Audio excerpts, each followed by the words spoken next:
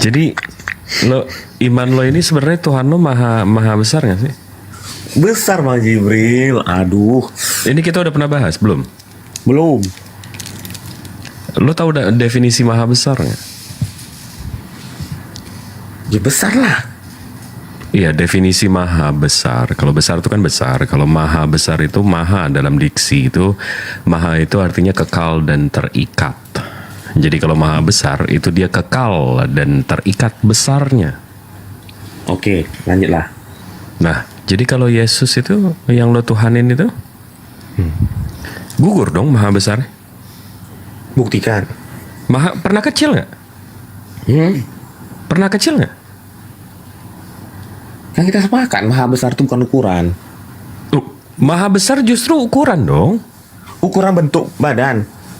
Maha besar dalam ukuran dong. Kalau lo mau mikirin maha kuasanya, iya itu maha kuasa beda. Ini maha besar satu-satu.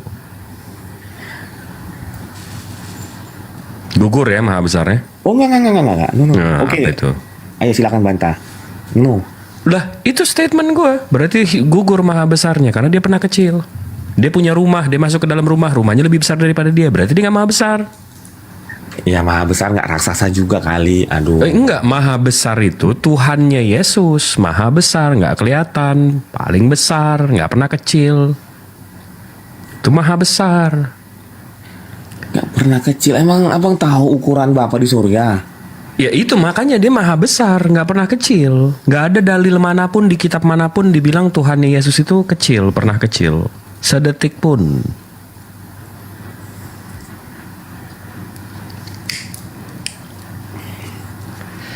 Gugur maha besarnya ya? Tidak. Dah, terus? Iya. Ini kita nggak pakai data loh, ini pakai logik aja nih, ini pakai otak aja nih. Iya. Karena maha besar itu dia mampu melakukan itu maha kuasa ya. Ya.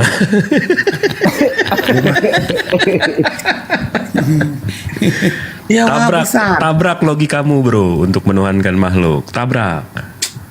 Gini loh Bang Jibril, gue kasih tunjuk ya Bang Jibril. Bang Jibril. Bukan Yesus tabrak ini, tabrak lari. Gue kasih tau Bang Jibril ya. Sewaktu Yesus mau melahirkan, sewaktu Maria mau melahirkan Yesus, betul? Di situ kan ada undang-undang baru tuh.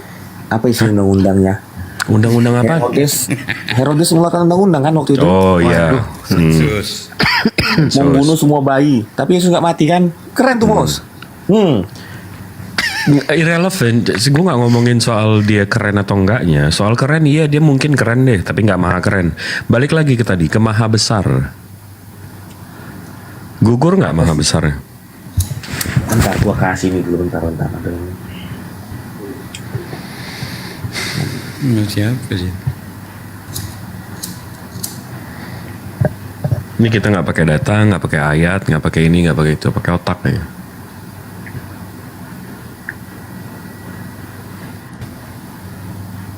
Bro?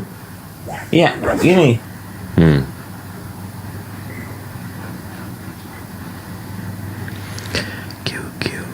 Q.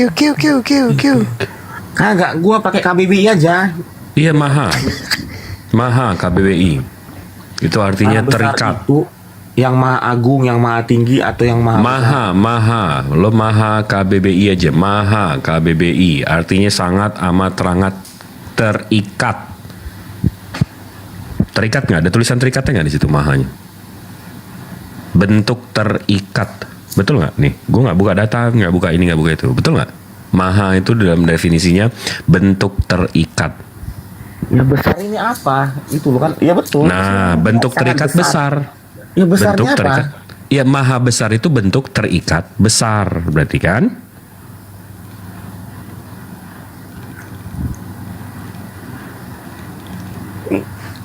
Enggak, aduh pusing gua. Jangan maha besar lah, yang lain aja. Oke, maha suci. Oh suci dia. Dia suci, ya setuju. Maha suci nggak?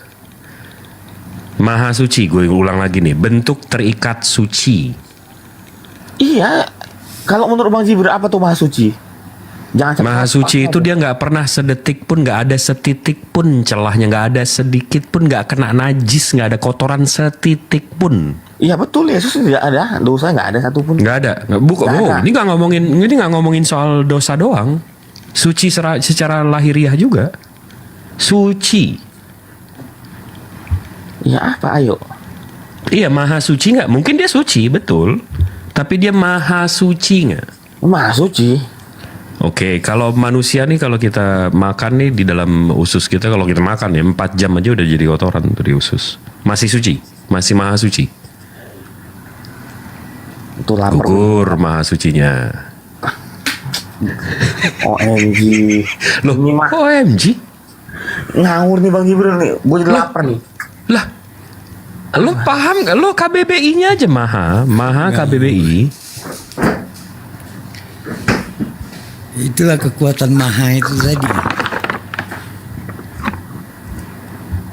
Bang gini loh, apa nggak boleh kita satu-satu memecah itunya? Loh, nggak boleh Gue apa? sama Bang Zulkifli aja lah. Emang Zul, kita DM-an aja. Ada acara Kita DM-an aja. Ada acara gitu. Bang Jibril kita DM-an aja. TV. Ini nggak pakai data, nggak pakai ayat, nggak pakai iman. Iya kita DM-an aja. Kan kalau lu DM gue balas. Datang bantuan tuh, ada kebenaran tuh. Datang bantuan tak pakai rusuh tahu. Ya udah kalau Bang Jibril kebenaran aja, gue yang ini aja, lawanin aja. Nggak, Vivi. Adian Kita udah 6 kali ketemu nih, udah ini ke-7, 6 kali ketemu. Dari sanat, dari transmisi kitab suci lo, dari Tritunggal lo, dari Pagan Helena lo, dari kitab suci yang ayatnya dikutip dari Zeus, Aratus, dari apa lagi, semua itu lo nggak ada refute sama sekali lo. Gak ada perlawanan ya. Satu pun bang, data satu pun pembantah nggak ada. Bukan, gue menghormati Bang kebenaran biar dia menjawab. Enggak, ini gue tendang sekarang bisa, nggak ada masalah. Lo Enggak, gua mau nggak ngomong ada aja, udah, satu turun, pun, turun. nggak ada satu pun data lo refute. Ada, gue bilang ada waktu yang tepat. Aduh Bang, ada waktu yang tepat. Gue fight sama lu 1-1 nggak? Just 1-1. Udah 6 kali nih kita ketemu. Jawaban lo gue tampung, nanti gue jawab. Gue tampung, nanti gue jawab. Ini gue mudo kalau gue jadi lo nih. Kalau gue tampung semua itu udah muntah bro. Ya, karena gue lagi konsentrasi yang lain Bang Jibril.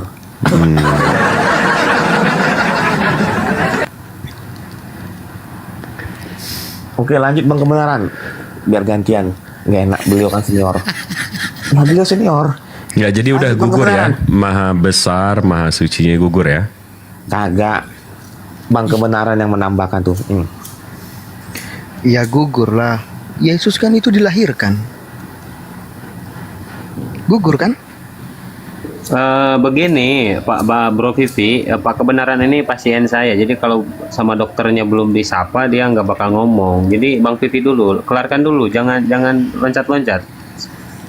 Silakan Bro, santai aja. Karena diskusi ini nggak ada kalah menang, nggak ada. Nggak ada, silahkan. Cuman sayangnya kasihan memang Bro Vivi, akal sehatnya nggak dipakai. Ya kalau Bro Vivi nggak mau kalah atau nggak mau ini, oke, gue akuin sekarang gue yang kalah. Tuh kurang baik gimana coba? Tapi gugur. Maha sucinya gugur kan? Bang Vivi yang menang. Kita udah 6 kali 7 kali ketemu, Bang Vivi yang menang. Kagak kayak gitu. Tuhan maha besar kok. Gue kasih ayatnya deh. Kalau Tuhan maha besar, terus ngapain dia di kandungannya Maria yang serba terbatas? Pakai akal dong. Jawab lagi, itu kemanusiaannya. Gitu lagi. Jawab lagi itu. Itu kan kemanusiaannya. Waduh. Mati. Enggak, karena kita udah hampir bahas semua dari Tuhan yang nggak maha pencipta karena dia nggak menciptakan hal kejahatan. itu udah pernah dibahas juga. Habis itu dari sanad kitab sucinya udah dia nggak bisa membuktikan Biblos abad 1, abad 2, abad 3. Habis itu dari kepaganan dia nggak bisa ada data pembantah kalau memang sampai Justin Martin sudah menyebutkan bahwa yang kami ajaran yang kami bawa ini tidak berbeda dari putra Jupiter yang kalian sudah imani. Habis itu apalagi Hellenism, tempat lahirnya, sampai dia mana, coba tunjukin di mana disebut goa. Sampai kita tunjukin videonya dibilang di dalam goa.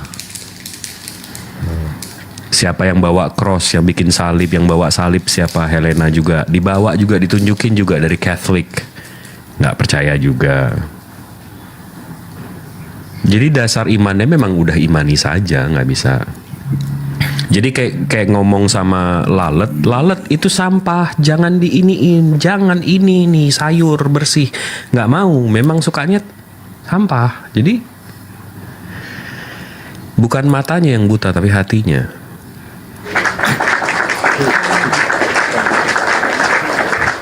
Kalau soal Bentar bro, kebetulan selamat pagi.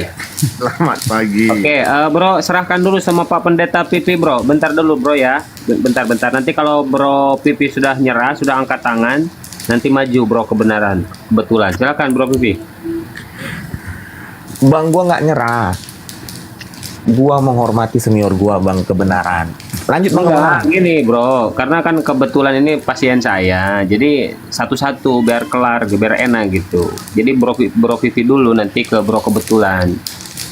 Kalau udah angkat tangan, bilang saja, Buya saya sudah nyerah sama Bang Jibril, biar kebetulan. Nah, baru saya serahkan kepada kebetulan. Silakan bro, lanjut bro. Oke. Bang Abuya, tolong reschedule gua sama Bang Jibril, udah ya. Udah berapa kali itu Pipi? Udah berapa kali kita scheduling? Kita udah berapa kali kita scheduling? Dari Senin ke Selasa ke Rabu, sekarang udah malam Jumat. Udah hampir 2 minggu, udah 6 kali ketemu. Nggak ada refutal sama sekali. Tapi yang dulu Bang Jibril ada data pembantah, nggak ada sampai sekarang. Satu pun, Buya, Nggak satu ada. pun. Sampai kan Buya kan dipanggil jenderal. Bahaya ini, bahaya bro. Agak. Jenderal mestinya, Itu kan Bang. gua bantah. Bantahnya kejauhan. Padang gurun Bantahnya itu kan. pakai bantahnya pakai iman. Kagak, Bang.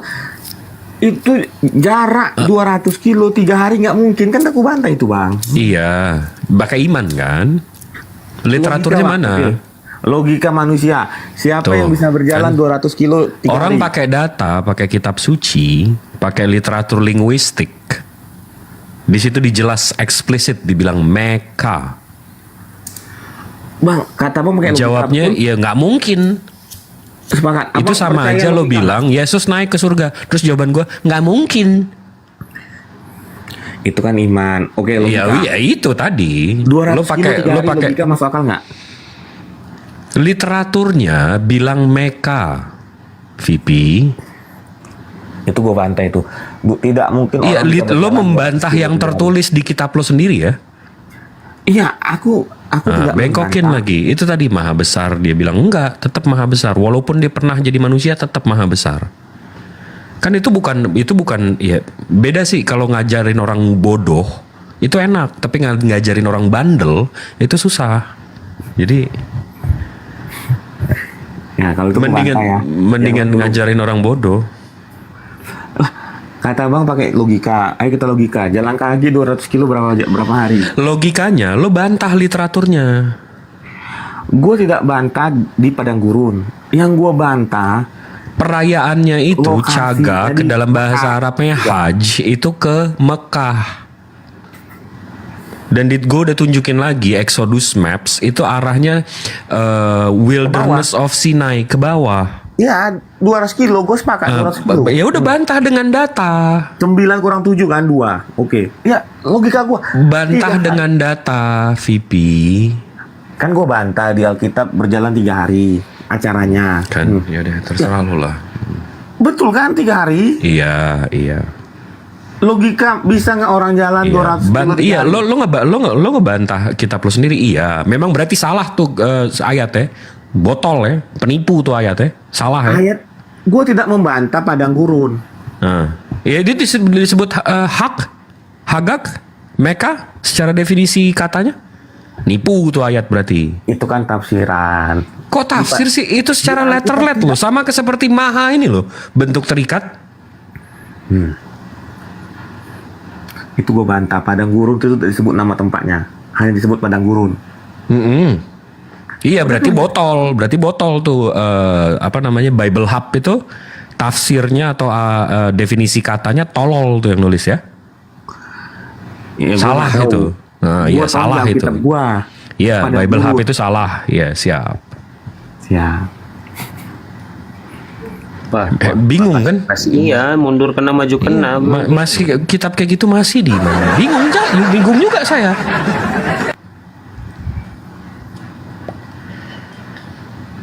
Habis itu bukan di goa, tempat lahir Tuhan lo. Nah itu gua nanti sabar.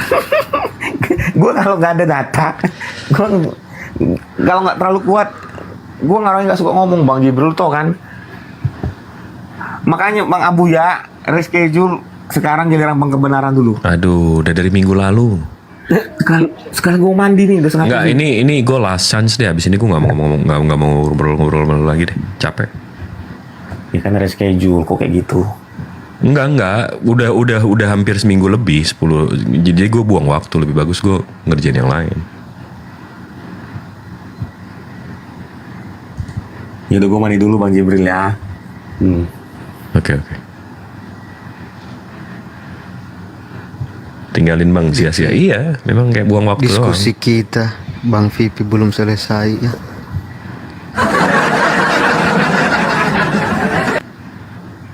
Next patient please. Silakan Bang Kebenaran. Bang Zulkifli aja. Gak usah dengan Bang Jibril. Iya, Bang Zul sama Bang Kebenaran, coba silakan. Oh iya, baik, siap. Bang Kebenaran. Iya.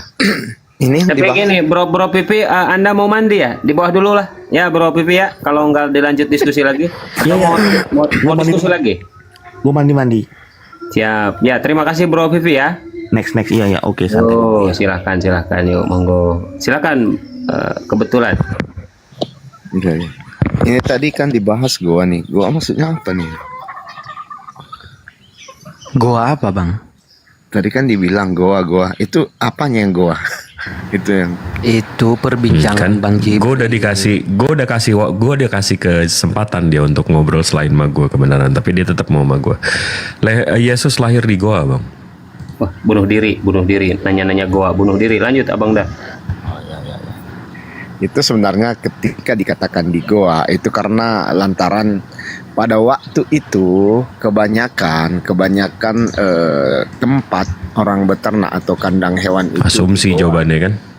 Asumsi, memang itu asumsi. Berarti datanya Yesus lahir di goa ini nggak dibantah juga ya?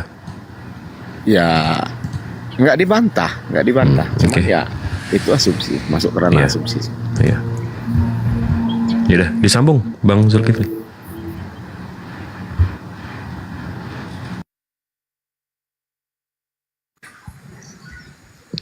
Ya, silakan Bang Kebenaran. Mau menyambung tadi Bang diskusi saya sama Bang Vipi tentang konsep ketuhanan Yesus. Oh, iya. Kalau apa ya? Kalau saya pernah lihat itu ya, cuman datanya kayaknya sekarang nggak bisa saya tampilkan. Kalau masalah ketuhanan ini sebenarnya, kalau kita melihat dari sisi Biblos ya, itu dulu kayaknya ada seorang misionaris yang datang ke Indonesia yang menambahkan H pada kata Tuhan. Karena kenapa ditambahkan? Karena kata Tuhan itu kan seorang yang lain dari diri kita bisa disebut dengan sebutan Tuhan. Misalnya si A disebut Tuhan, si B disebut Tuhan. Tapi makna Tuhan itu nggak tepat disematkan kepada Yesus. Maka dibuatlah, karena Yesus dimaksudkan pada waktu itu seperti Lord dalam bahasa Inggris itu adalah Tuhan dari segala Tuhan. Makanya ditambahkan H untuk membedakannya gitu. Tapi sesuai dengan perkembangan bahasa, maka kata Tuhan ini mempunyai perluasan makna, apalagi ketika KBBI dikeluarkan ya kan, maka Tuhan juga disematkan pada Sang Pencipta gitu. Jadi sebenarnya kalau ketika kita membawa KBBI simpel aja Bang, pada kebenaran. Alkitab itu nggak tepat gitu loh. Gini maksudnya, kita simpel aja Bang. Menurut Bang kebenaran, Tuhan itu ketika kita nisbatkan kepada Yesus, menurut Bang kebenaran itu pantas nggak? Iya, pantas sekali, bukan hanya pantas. Di mana pantasnya? Iya, di mana pantasnya? Kalau kita lihat dari sisi Biblos ya, kalau kita lihat dari sisi Biblos kan Yesus memang adalah firman yang menjadi manusia, dan firman itu adalah Allah. Itu memang konsepnya kita dapat di dalam Biblos. Firman ini apa? Firman ini sesuatu yang keluar dari Bapa, kan seperti itu. Iya apa? Iya apa? Ya itu Yesus, itulah yang disebut dengan firman. Enggak, saya tahu firman yang Abang maksud ini yang menjadi daging apa, Pak? Firman ini apa? Kalau itu balik lagi kita ke perjanjian lama, di situ kan banyak dijanjikan tentang kedatangan Mesias. Itu kan disebut dengan firman. Kalau Abang ke perjanjian lama lebih jauh lagi mengatakan Yesus Tuhan, nggak ada Bang. Di mana di perjanjian lama ada kata Yesus itu? Nggak ada Bang. Iya, kata Yesus nggak ada Bang. Cuman di terus situ dikatakan bahwa akan dijanjikan seorang penyelamat, kan seperti itu.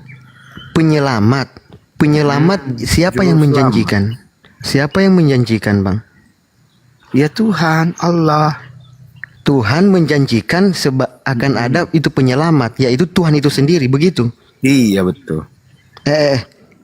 Ngaco kan Pak? Kok ngaco pula? Justru yang juru selamat bukan Tuhan yang ngaco. Juru selamat. Iya. Gini Bang ya. Karena ada dikatakan dalam Yesaya, tidak ada juru selamat selain aku, daripada aku. Apakah itu memang baik? Apakah itu merujuk ke Yesus? Ya betul sekali, tepat. Lalu kita katakan dia sebagai Tuhan? Ya. Nggak ada Bang. Kok nggak ada? Gini Bang ya. Kalau misalnya kita mau merujuk ke perjanjian lama, Bang, di perjanjian lama itu mengatakan Tuhan itu bukan manusia, abangku. Nah, sementara Yesus itu adalah manusia. Lalu abang ingin mengatakan dia berinkarnasi. Kata inkarnasi pun itu nggak ada di dalam Bible, Bang. Tapi gini ya konsepnya, makanya kalau membaca Bible sebenarnya kalau kita pahami setengah-setengah memang susah. Yang maksud saya gini, di dalam Bible bukan masalah setengah-setengahnya, Bang. Iya. Gini, bukan masalah setengah-setengahnya. Memang nggak ada. Nah, karena gini bang, kalau kita perhatikan di Bible ya gini, kenapa sih Tuhan itu harus menggunakan bangsa Israel untuk memberikan juru selamat, menggunakan sesuatu yang ada di bumi untuk menaklukkan bangsa-bangsa lain ketika bangsa Israel menaklukkan Mesir ketika dia keluar dari Mesir. Kenapa harus menggunakan Musa, menggunakan media manusia selalu? Kan biasa Tuhan itu datang sendiri atau gimana, atau malaikatnya gitu. Tetapi kalau saya lihat konsepnya di dalam Biblos, bahwa setiap firman yang sudah dikeluarkan oleh Tuhan, dia tidak bisa tarik kembali. Makanya ketika dia mengatakan bahwa manusia itu harus mati, ya harus mati. Nggak bisa lagi ditarik firmannya itu. Dengan cara apa dia menyelamatkan manusia? Ya dengan menyelamatkan hukum kedua, yaitu mengenai dari apa? Ya dari juru selamat yang dia berikan kepada manusia, kepada dunia ini gitu, melalui Yesus Kristus. Itu konsepnya di mana? Tipologinya di mana? Kemana-mana ini bang? Enggak kemana-mana. Kalau Bang Cerna abangku, gini bang. Kita kerucutkan dulu nih. Abang tadi bilang firman yang menjadi daging, yang menjadi manusia. Nih saya tanya tadi bang, firman ini apa menurut abang? Sampai dia jadi manusia ini. pertanyaan abang saya kurang ngerti. Firman yang abang maksud ini yang keluar dari Allah ini apa? Firman ini apanya? Oke, firman itu bagian hari Allah. Iya, yang saya maksud firman ini apa, Bang? Ya itu yang menjelma di dalam diri Yesus, itu yang dimaksud dengan firman, bukan sekedar perkataan gitu. Kalau Anda mungkin memikirkan bahwa firman itu hanya sebuah perkataan kan gitu. Tetapi konsepnya jadi dalam gini, Alkitab, firman itu bukan seperti itu. Jadi begini Bang, perkataan yang menjadi daging begitu? Bukan perkataan yang menjadi daging, Bang. Kalau perkataan terus kalau abang bilang tadi bukan hanya sekedar dengan perkataan kan gini, gitu. kalau bukan hanya perkataan itu terus apa? Kata lain dari firman itu apa yang telah menjadi daging ini apa? Itu yang kata mana firman dia? sebenarnya, Bang. Kita balik lagi. Cuman saya kan kalau bahasa Ibrani atau bahasa apa saya kurang mengerti ya. Tetapi Nggak usah ke bahasa Ibraninya, Bang. Saya hanya tanya saja. Konsepnya, Bang, itu kan ada disebut dengan logos. Jadi arti logos itu sebenarnya apa kan gitu. Makanya diterjemahkan ke dalam bahasa Indonesia disebut dengan firman. Tetapi sebenarnya kalau lihat kita kaji lagi, di situ disebut dengan sang logos. Bukannya logos saja murni gitu. Jadi sang firman. Jadi sang firman itu siapa? Ya itu dari Allah sendiri, dan itu adalah Allah sendiri, kan seperti itu konsepnya. Allah ini kan satu. Nah, Bapak bilang tadi firman itu Sebentar, yang keluar Bang. dari Abang kan Allah. mengatakan satu kan. Jadi satu itu kalau di dalam Alkitab saya ikuti tadi juga dengan Bang, Esa. saya ikuti apa yang Abang katakan. Yang firman ini kan yang keluar itu dari Allah. Nah, firman ini apanya Allah? Firman itu ya Allah itu sendiri. Itu sesuai dengan Yohanes 1 ayat 1. Yohanes 1, firman itu adalah Allah, Allah itu adalah firman. Dan kemudian Yohanes 1 ayat nomor 14, firman menjadi daging. Jadi abang ingin mengatakan Allah itu yang menjadi daging atau menjadi manusia, begitu? Firmannya disebutkan sang firman yang menjadi daging. Abangku, pertanyaan jadi saya gini, simpel, Bang, abangku. bentar. Kalau dari pemikiran abang yang sekarang, abang jawab saja yang keluar dari Allah. Kalau saya kan jawab firman. saja pun, sampai 10 jam lagi pun kita akan berkutat di sini. Maksud saya gini, pemikiran abang ini Ya kan harus jelas, Allah abangku. itu Harus jelas. Makanya saya perjelas dulu. Menurut bang ini, pemikiran abang, Allah itu tunggal kan? Tunggal, betul nggak? Ya Allah itu memang tunggal, satu. Tunggal kan? Jadi menurut abang, tunggal dengan Esa sama nggak? Esa itu sama Bang, tunggal itu artinya satu, Esa itu juga satu, tidak ada yang jadi lain. saya bertanya gini bang, arti Esa dengan tunggal sama nggak kira-kira? Secara makna sama, Bangku. Gimana? Secara makna sama, Esa itu satu. Sebenarnya kalau abang kaji lagi lebih dalam ya, makna Iya, Esa dan tunggal abang itu malah artinya kemana-mana, apa? bah. Saya nggak mau saya digiring, Enggak, abangku. justru Saya ini mau intinya tanya, loh, Bang. Ini intinya firman ini sebenarnya. apa? Ketika Anda nggak mau diarahkan ke sini, ini intinya sebenarnya. Ketika Anda Intinya menyamakan Esa dengan tunggal, di situ ada sedikit kesalahan. Kenapa? Nah, terus? Tunggal itu satu memang. Tunggal itu satu. Tetapi terus? Esa itu adalah plural yang jamak. Pemikiran orang Kristen dan lihat konsep dari Alkitab sendiri. Oke, Biblos. baik. Simpelnya Memang di situ gini, adalah abangku. Plural yang jamak. Jamaknya di mana? Jamaknya Iya, kalau menurut gini Biblos, abangku, Allah itu terlalu muncul dalam jauh, 30 terlalu bahasa, jauh. gitu. Saya nggak nanya Enggak, itu, terlalu abangku. jauh. Justru Saya nggak nanya Esa, itu. Esa itu jamak, nggak usah ngarang-ngarang lah kebenaran. Baca nih, Esa tunggal satu, nggak usah ngarang-ngarang. Esa itu Bang, kebenaran. satu-satunya yang tidak punya bentuk Iya, jamaknya. Iya, Anda baca di mana? KBBI kan? Aduh, dia kemana-mana. Enggak. Saya nggak mau digiring. Kita nggak Saya bisa nggak mau membawa digiring. konsep KBBI ke dalam. Enggak. Izin Saya nggak bahas izin itu. sebentar, kebetulan. Oke, saya sapa dulu Pak Justik. Pak Justik, selamat pagi Pak Justik. Selamat pagi. Saya lagi nyetir, silakan lanjut dulu. Oke, Ya, Bang, hati-hati. Esa itu secara definisi artinya tunggal atau satu. Terus mau dibikin jamak, bikin nggak usah ngarang-ngarang lah. Kalau mau nyembah makhluk aja, nggak usah ngarang-ngarang, nggak usah melakukan pembodohan gitu loh. Orang yang denger tuh jadi tolol, berpikir Esa itu jamak. Kita bahas dulu Esa deh kalau gitu. Itu dari mana sih Esa itu kan gitu? Kenapa KBBI, Esa itu Tapi tunggal Anda satu. membahas KBBI yang Esa itu tunggal dari KBBI kan? Setuju nggak? Iya, Abang Esa itu jamak itu udah bersandar kemana? Keilmuan apa? Saya cari datanya. Asal kata Esa dan tapi bukan KBBI ya. Esa Kalau itu KBBI memang- satu-satunya kata yang bikin tidak malu punya saya bentuk lah. jamak. Kalau Justru satu gini. ada jamaknya 2, 3, 4. Jadi kalau kita Esa nggak jadikan punya. Pancasila itu jadi ketuhanan yang maha tunggal, bisa nggak? Nggak bisa. Tetap harus kata Esa di situ gitu loh. Makanya Apa Bang, maknanya berbeda. diserap. Bang, diserap kata-kata Esa itu dari bahasa Sanskerta, itu sudah ini digunakan mulai memang masuk nih. untuk keilahian. Nah, dia tidak digunakan untuk perkara-perkara lain. Ya, Cuman tapi untuk keilahian. Esa Bang. Ya satu yang tunggal, satu yang tidak berbagi, satu yang mutlak, satu yang Jadi bukan, satu justru yang ketika- bukan dari berbagai unsur. Justru ketika kita lihat Pancasila ya Bang, Pancasila ya, justru digunakan di situ kata Esa memang sangat tepat karena kita kan beragama-agama di sini. Makanya dibuat jadi Esa bukan tunggal. Justru kalau dibuat di situ jadi tunggal, itu yang gawat Ya, Bang. Jadi udah Tuhan malah yang mana, kemana-mana kan gitu. kau, Bah. Enggak. Saya hanya Mulai Esa sama Eka beda, Bang. Eka bisa Bineka kesatuan, Tunggal bisa Ika. kesatuan. Ika itu kesatuan. Esa itu satu tunggal. Dia Eka sama Esa aja nggak tahu bedanya apa. La haula wala quwata illa Mana billah. ada saya singgung Ika. Enggak, yang dia maksud Saya kita katakan Esa. Esa itu kenapa Agamanya digunakan banyak. sila pertama karena Esa itu Karena, Bang, makna sebenarnya bukan hanya tunggal tetapi dia plural yang jamak. Coba kita Gimana lihat bisa ya. plural yang Sebentar, jamak? saya cari datanya Gimana? sebentar.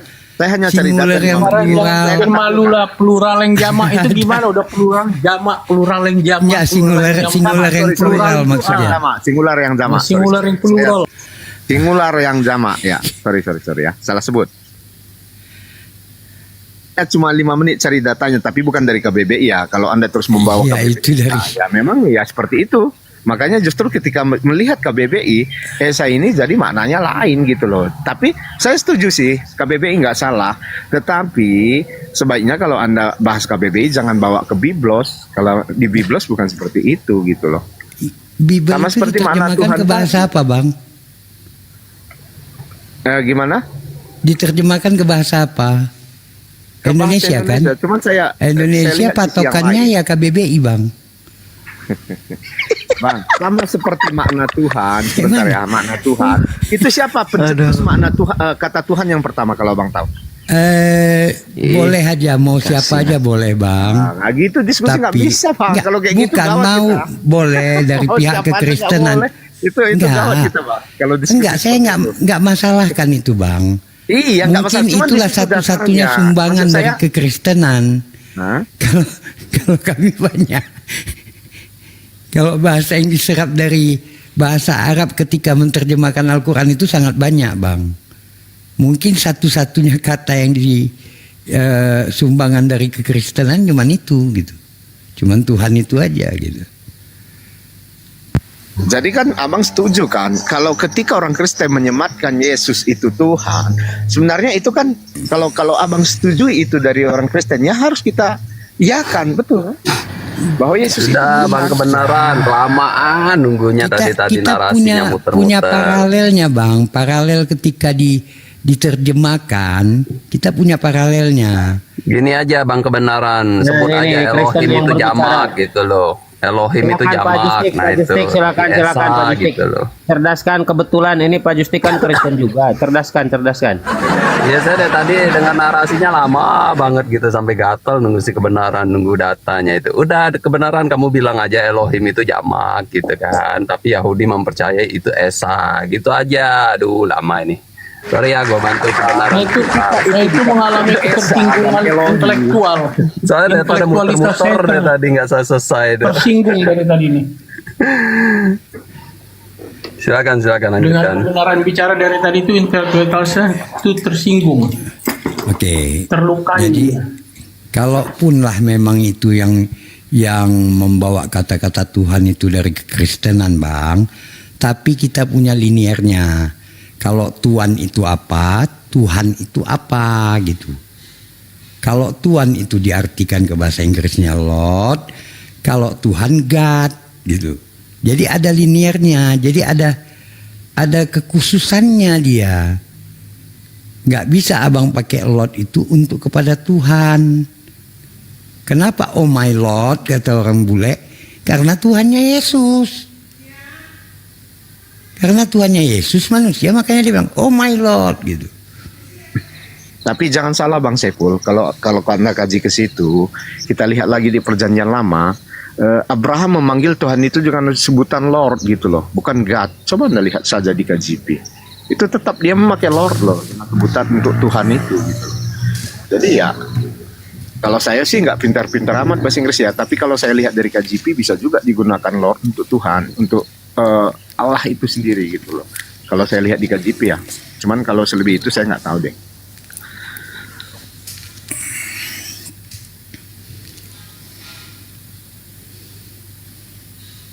Yang saya maksudkan tadi gini, itu tadi kan Bang Justinnya itu udah membuka sebenarnya tadi, Bang Justin ya, ketika mengatakan bahwa Elohim itu jamak, Elohim itu digantikan juga dengan Esa, jadi Esa itu memang mempunyai kemiripan makna dengan Elohim, ya itu memang jamak sebenarnya, jamak tunggal yang jamak gitu. Bukan. Saya koreksi pernyataan saya koreksi dikit pernyataan saya. Elohim itu jamak, memang Yahudi juga tahu itu jamak gitu, tapi mereka menganggapnya itu tetap Tuhan itu Esa. Udah gitu aja pernyataan saya, jangan dipelintir ya. Itu tafsir Yahudi ya. Boleh Oke, gitu boleh aja. boleh membantah sedikit. Ini pusingnya satu room sama kebenarannya, dia berak, dia minta kita yang cebokin gitu loh. Capek banget.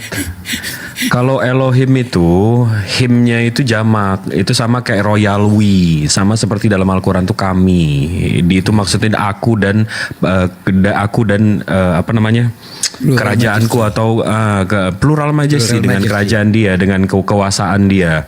Habis itu dia bilang di KJV itu Abraham bilang Lord itu Tuhan. Kamu mesti bedain kebenaran. Iya, kamu bilang kamu nggak bisa bahasa Inggris. The Lord sama Lord itu beda. The Lord betul, the Lord Tuhan. Sama seperti kalau saya bilang car itu mobil, tapi nggak jelas yang mana. Itu banyak mobil. Tapi kalau saya bilang the car, kita semua tahu mobil yang mana. Nah, jadi kalau kita buka KJV, contoh Genesis 18 ini, begitu setiap dia nyebut the Lord, setiap dia nyebut Tuhannya itu pakai the Lord. Ya kan? Dia yang melakukan pembodohan, kita yang mesti ngelurusin lagi. Capek Betul, banget. The Lord betul untuk Tuhan.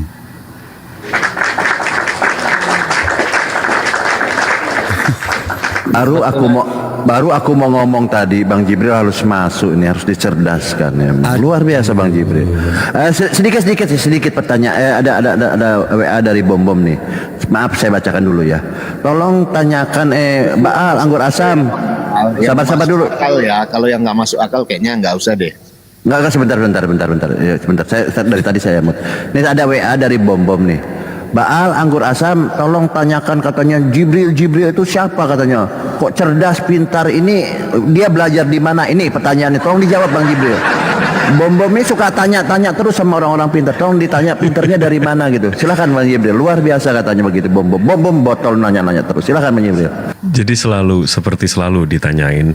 Sebenarnya ini dari berapa nih yang nonton? Dari 635 orang yang nonton. Sebenarnya kalau mayoritasnya Muslim, saya yakin hampir 600-nya itu nggak gimana ya? Saya jamin mereka lebih pintar daripada saya. Muslim itu harus pintar, wajib pintar. Saya cuma mewakili doang. Mungkin karena mereka nggak ada waktu, atau mungkin mereka ya nggak mau naik, malu atau segala macam. Saya perwakilannya doang. Itu aja. Jadi Muslim harus wajib baca, wajib belajar. Ya Bom, itu Bom ya sudah dijawab Bom ya, jangan nanya-nanya lagi Bom, begitu Bom. Makasih Bom. Makasih Bom. Nanti nanya lagi dia itu sarapan Tapi enggak paginya ada apa. nanya enggak kenapa kebetulan kok error macet gitu. Ada nanya enggak Bom? Nanya sih, cuman saya kan nggak boleh menghina. Muslim kan nggak boleh menghina. Tadi nggak enak bom ini memang menghina. Privasi itu aja. Biar aja nanti saya DM ini aja kebenaran lah ya. Nggak usah lah. Makasih, lanjut.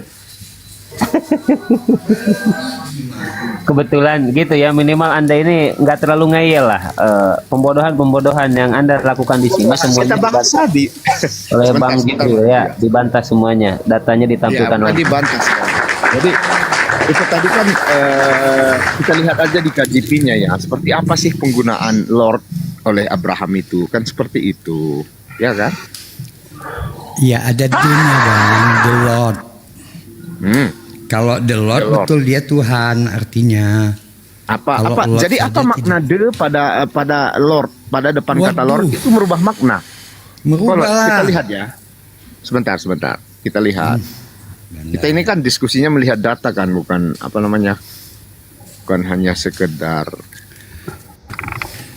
Jangan bahas data Anda di depan Bang Jibril. Iya, Aduh, saya tahu kesalahan. Jibril ini orang terpintar di sini, saya tahu itu. Cuman kan kita kan perlu belajar dari Bang Jibril nih Bang, biar kita tahu gitu loh. Yang masalahnya tadi Bang kebenaran ini. Ya, saya tahu Bang Jibril itu orang pintar di sini, makanya kita lihat kenapa kalau menggunakan kata de pada Lord itu merubah makna atau enggak, kan seperti itu, ya kan? De itu kebenaran sama macam ho. Anda pakai hologos tadi. Jadi kan Anda pakai hologos di Yohanes. Maksud saya gini Bang Artinya Muhammad. sang. Adikku dengar dulu. Artinya sang. Jadi kata sandang untuk menekankan bahwa sesuatu yang disebut di belakangnya itu kita sudah paham. Di dalam bahasa Arab dipakein al. Jadi kalau saya sebut kitab, ya kan? Kalau saya tambah Alkitab, saya udah tahu Alkitab itu apa. Artinya udah tertentu. Maka ketika disebut oleh Abraham itu Lord atau the Lord. Kalau Lord aja siapapun bisa. Ya. Siapapun bisa itu kalau Lord aja. Tapi kalau the Lord itu udah maksudnya penekanan kepada sosok Rab, sosok sembahan. Ya. Begitu juga perilakunya dalam penggunaannya dalam bahasa Arab ya. Jadi lanjutkan dulu sementara saya lagi nyetir.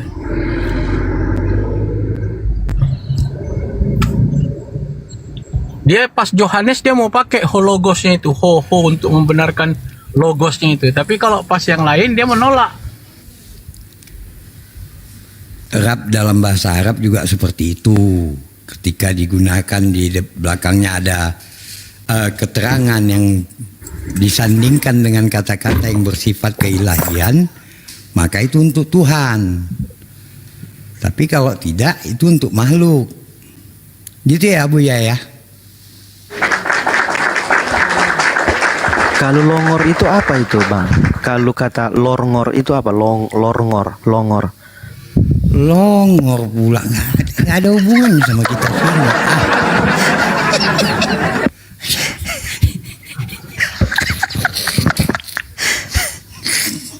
Beleng-beleng ya? Oh iya betul. Longor itu beleng-beleng. Ya.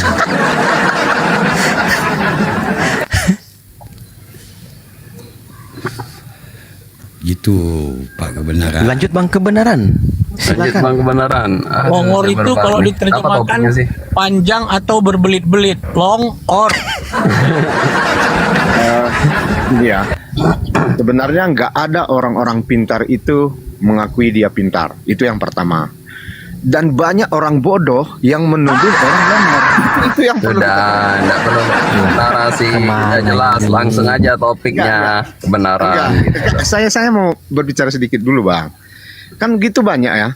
Orang dulu nggak percaya bahwa kabel bisa dihubungkan ke Inggris lewat laut gitu loh. Aduh, bentar izin kebetulan gini aja kita Itu yang ngambil berbicara itu pelajaran. orang-orang bentar Pak yang kebetulan. merasa Pak pintar kebetulan, gitu Pak loh. kebetulan iya udah Pak kebetulan paling pintar di sini udah bentar.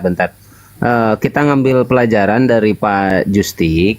Coba simak baik-baik oleh kebetulan gitu kan supaya Pak kebetulan juga makin berpikir gitu kan pakai akal sehatnya. Coba Pak Justik apa alasan Anda kenapa Anda dulu di Kristen sekarang jadi ateis? Silakan abangku. Ih, keren. Ya, kalau mau dibahas panjang kritikannya ya terhadap Alkitab itu sendiri. Ya, kalau dalam topik, ya kita sesuaikan aja lah dengan topik ini Elohim, terus tadi ngebahas Lord gitu ya.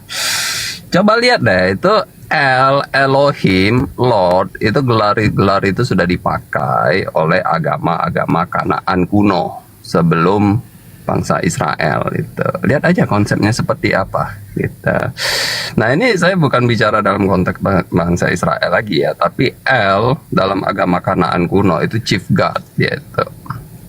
Elohim itu 70 dewa anak El gitu, makanya dia jamak gitu sebenarnya.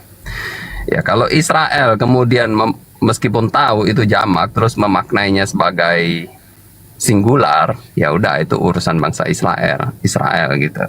Tapi jelas tertulis dimaknai demikian sebagai jamak 70 anak dewa El, itu tertulis di inskripsi-inskripsi kuno di agama Kanaan. Seperti di tulisan Philo Biblos itu di Biblos di Lebanon ya. Itu tulisannya seperti itu. Kemudian di Der Allah Inscription. Der Allah Inscription itu di Jordania itu. Di sana juga muncul tokoh-tokoh yang muncul di Alkitab seperti Balaam Desir, Balaam yang bisa mendapat penglihatan, Balaam Desir anak Beor. Ya, itu juga sama ditulis di Alkitab juga seperti itu. Tokoh itu muncul, tokoh yang sama. Balaam Desir anak Beor. Jadi nggak mungkin kebetulan lagi, nggak mungkin kebetulan cuma namanya sama-sama Balaam gitu. Dan dia juga kemampuannya sama, mendapat penglihatan dari El itu. Itu muncul di Alkitab Perjanjian Lama itu kisah itu Balaam Desir anak Beol gitu, dan komunikasi juga dengan El gitu. Itu ya. Sementara Sadayin itu menurut Der Allah Inscription itu sebenarnya konsul para dewa itu tuh. Sadayin. Kalau di Alkitab El Shaddai dimaknainya berbeda. Sebenarnya El Shaddai kalau dalam konteks agama Kanaan kuno yaitu berarti para Elohim lagi berkumpul, lagi melakukan rapat, begitu. Itu. Jadi itu konteks agama kuno. Ini saya bicara dalam konteks agama Kanaan kuno ya, yang juga memakai dewa-dewa yang kemudian ya kalau mau dibilang kebetulan dalam tanda kutip sama nama dewanya dengan bangsa Israel gitu. Nah, itu tadi saya udah sebut di Lebanon nama Jordania gitu. Terus di Ugaritex atau Rasamra itu di Syria itu ya sama kayak gitu juga, ada ketemu mitologinya, tulisan detailnya mitologinya bagaimana gitu. El itu chief god gitu kan. Terus di sana juga ada muncul Lord itu apa? Lord itu dewa Baal.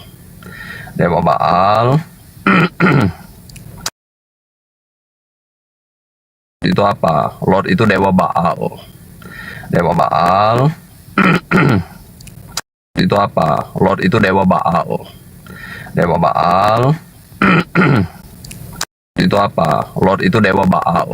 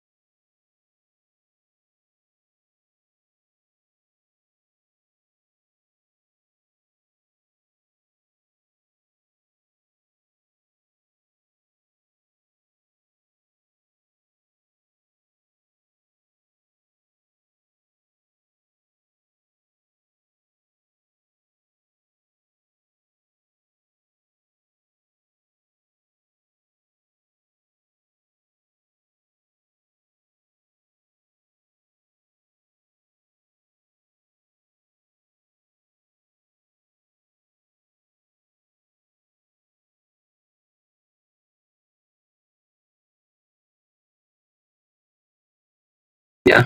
Bukannya saya nambah-nambahin enggak gitu.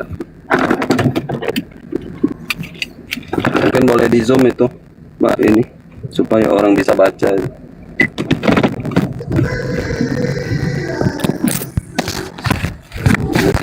Nah gini.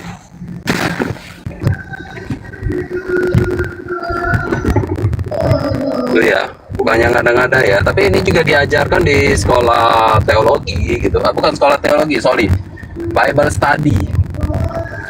Jadi kalau di barat sana dipisah Bible study dengan teologi study gitu. Kalau teologi ya membahas teologi. Kalau Bible study ya kita bicara juga tentang arkeologi, tentang ini tafsir-tafsir sekuler gitu dengan bukti-bukti yang ada gitu.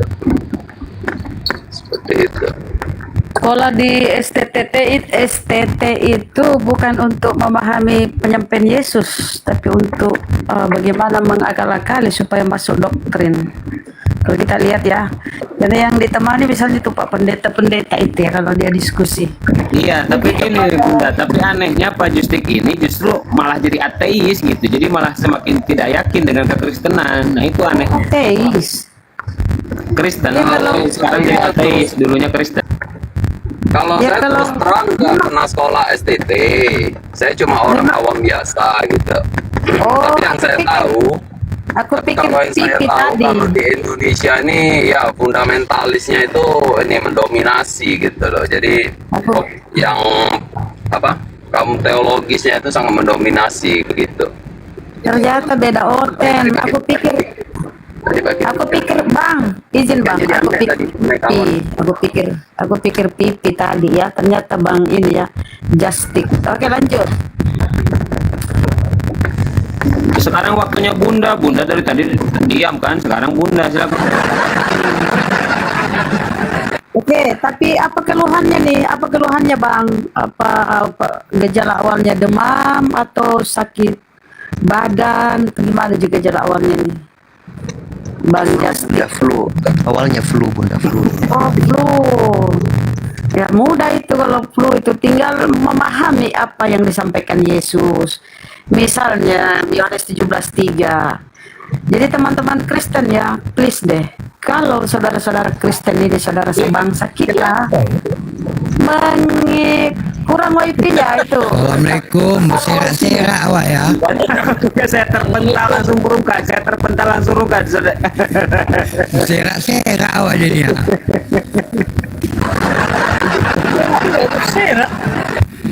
Kalau saudara memang Kristen, saudara Bunda. Kristen kita ini ya, saudara sebangsa kita tertuju atau fokus kepada apa yang disampaikan oleh Yesus, tanggalkan dogma doktrin ataupun pengajaran Paulus ya. Coba berfokus pada Yesus. Yesus ini kan menjadi apa namanya ya, teladan mereka, sentral mereka. Itu kan harusnya apa yang disampaikan Yesus itu yang kalian imani gitu loh.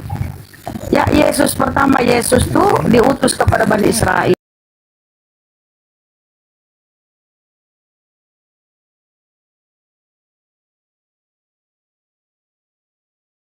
Kalau saudara Kristen ini sudah memahami ajaran Yesus dan Yesus diperuntukkan untuk siapa, insya Allah pasti dia akan bersyahadat.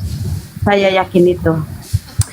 Ada seorang mu'alaf ya semalam ya, ada seorang mu'alaf nih dari NTT. Kita tanya di komalnya Bang Sera, kok NTT itu kan ini agak kuat karena dia itu Katolik di sana NTT. Masuk Katolik itu di NTT kan mendominasi Katolik di sana. Nah, kok bisa Anda ini? Lah, dia bilang setelah saya bertanya kepada pendeta tidak bisa dijawab.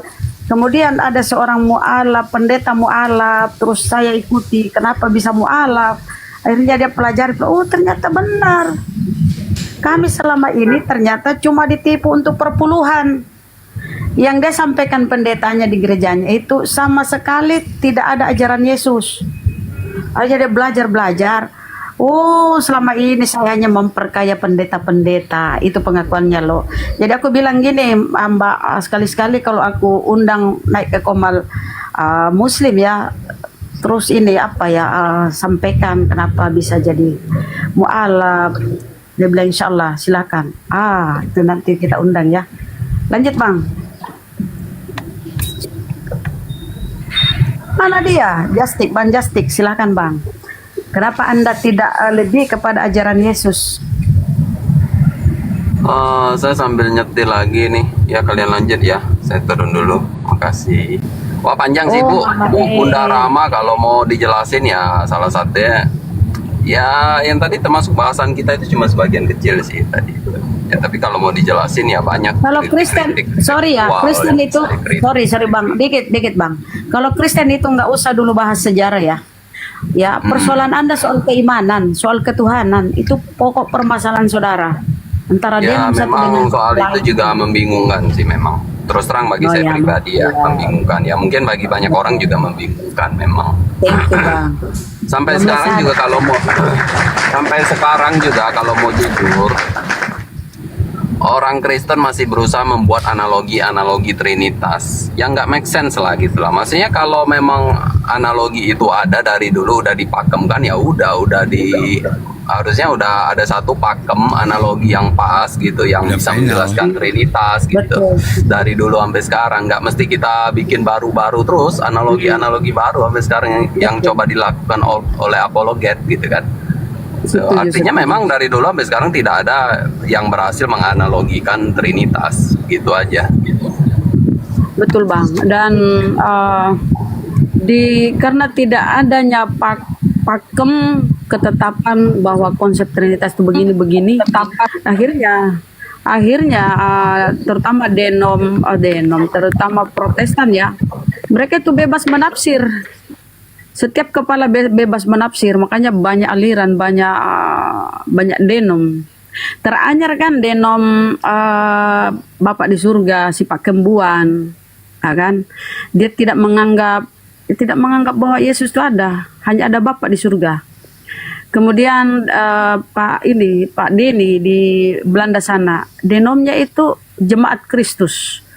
Itu pun dia katakan bahwa salah itu, Bible terjemahan lain itu salah itu.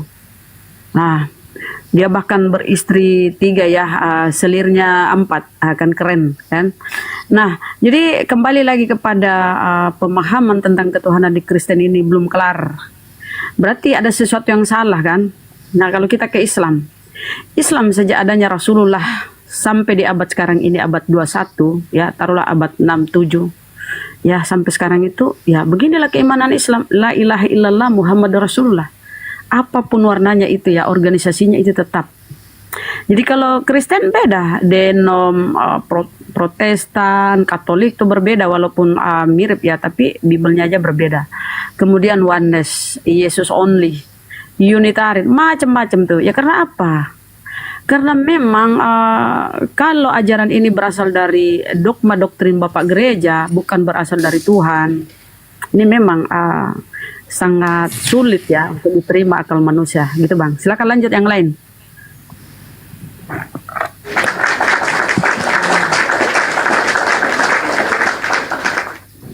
Assalamualaikum. Waalaikumsalam warahmatullahi wabarakatuh. Pasien berikutnya silakan. Nomor urut berapa nih? 120 silakan. Tadi belum sembuh betul itu dia sudah ini ya. Aduh.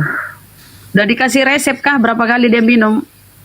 Jangan kasih resep Kalpanax, dia kan sakit kepala. Kalpanax itu untuk urap.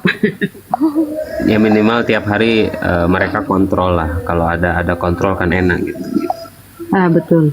Jadi kita bisa menyelesaikan tingkat penyakitnya kan. Dokter Abuya bisa merubah resep, merubah nasihatnya tingkat seberapa parah penyakit. Sudah mulai sembuh apa belum? Ya kan gitu. Selamat pagi. Silakan Bang Max, silakan. Barakallah Mbak Ari. Silakan. Selamat pagi. Islam atau Kristen Bang Max? Bang Max? Kenapa? Bang Max, Jangan berkelahi bang. Berkelahi. berkelahi kah? Dia berkelahi. Oh, masa? Kenapa tuh? Woi, jangan berkelahi, woi.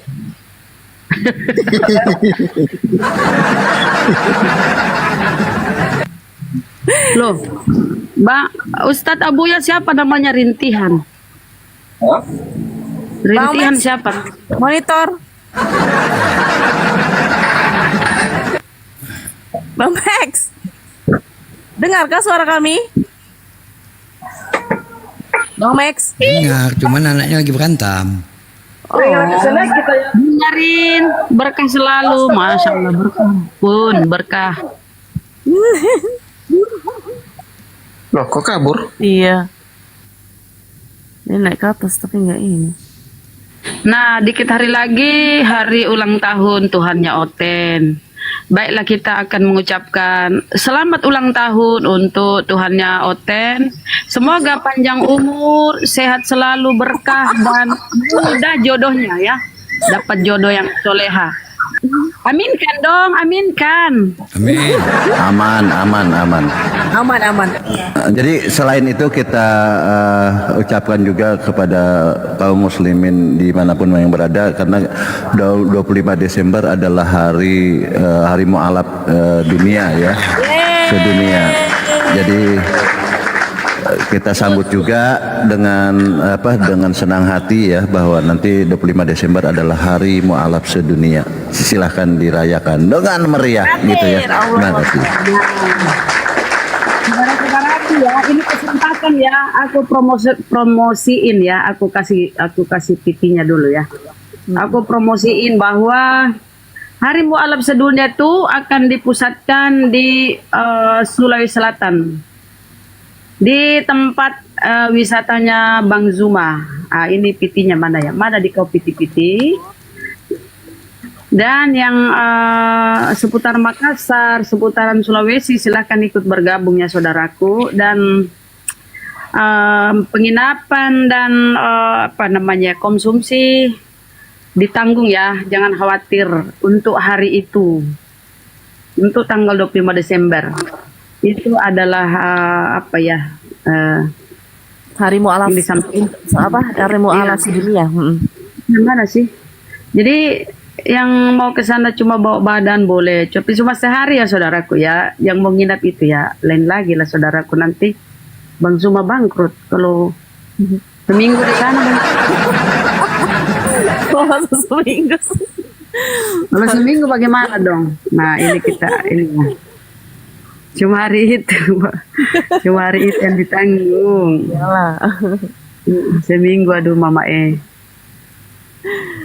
mana dia ini? Nah Ya, ini segala puji juga bagi Allah yang sudah memberikan hidayah kepada para mu'alaf. Amin. Amin. Yes, menjadi mu'alaf. Jadi saudaraku ya yang 444 ini yang ada di seputaran Makassar maupun di luar Makassar ataupun di luar dunia ya, jangan ya di luar dunia. Di seluruh Indonesia lah ya yang mau menyempatkan dirinya bergabung di tempat wisata Bang Zuma, kita akan semacam semacam camping ya. Itu tengok tuh kan, kita pasang tenda, kajian, sholat berjamaah bersama, kajian kristolog, dan tentu santapan-santapan rohani ya saudaraku. Nah ini ada kontak personnya ya, 0812 plus 4151 plus 8899. Silahkan yang mau ikutan ya, supaya panitia bisa tahu ya sampai berapa yang akan hadir. Jadi insyaallah tanggal 25 Desember kita akan memperingati Hari Mu'alaf sedunia. Amin. Oke ya, ini ya teman-teman, silakan lanjut. Iya.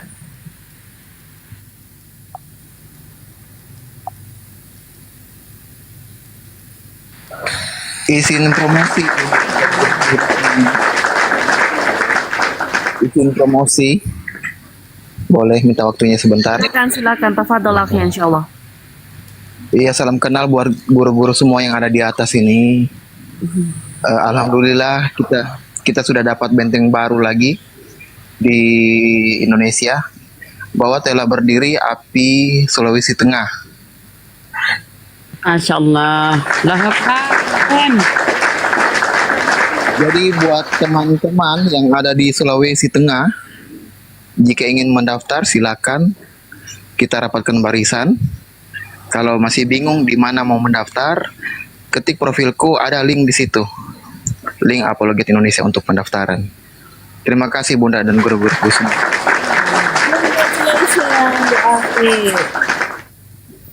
Mantap ya. Iya. Kemarin tuh yang mualaf, izin dikit 1 menit Mbak Melani. Yang kemarin tuh yang mualaf dari NTT, dia pun bertanya ya. Andai kan ada API di NTT, dia akan mendaftar gitu loh. Tapi sayangnya belum ada saudaraku ya. Semoga ada mereka-mereka yang di NTT ya, Nusa Tenggara Timur tuh bersedia mendirikan API di sana. Insyaallah, amin. Lanjut. Amin. Ya. Izin, saya ketemu baru Bang Rompeng.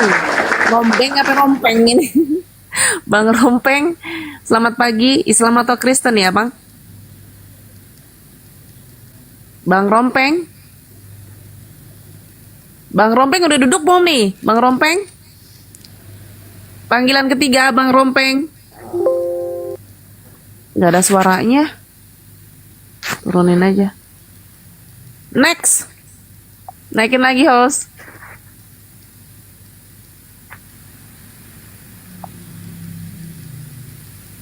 ...442. Ini harusnya ada nih pasien-pasiennya. Tuh ada di bawah Mokondo. Mokondo, naik Mokondo. Naiklah. Waalaikumsalam. Multi Mokondo.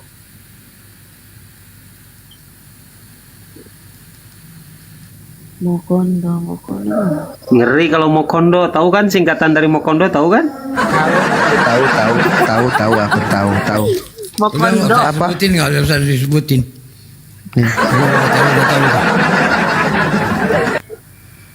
Saya tahu. Monyet, konyol, dongo.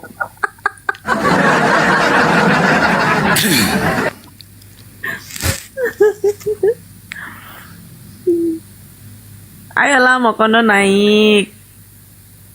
Bisa diganti nggak namanya itu? Selain itu, nggak enak banget. Silakan Bang Mokondo, kan ya, yang nggak enak lah. Ya, selamat pagi. Lah, kok diturunin? Di host.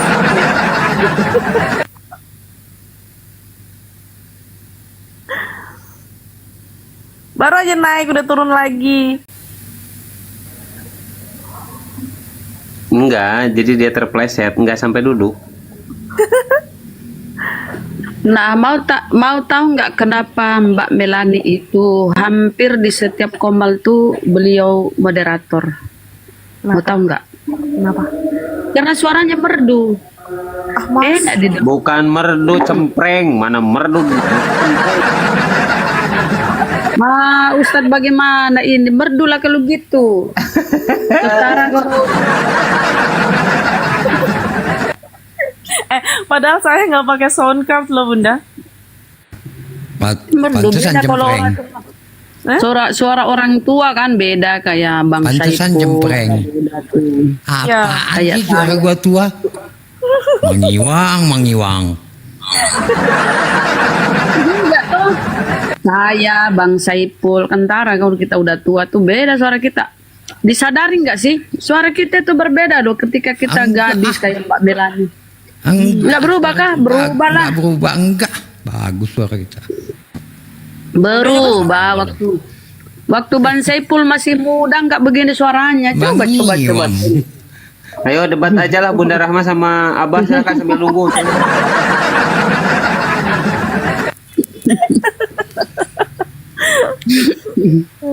Ayo, wae. Enak kali pas bilang tua, awak yang disebut. Saya.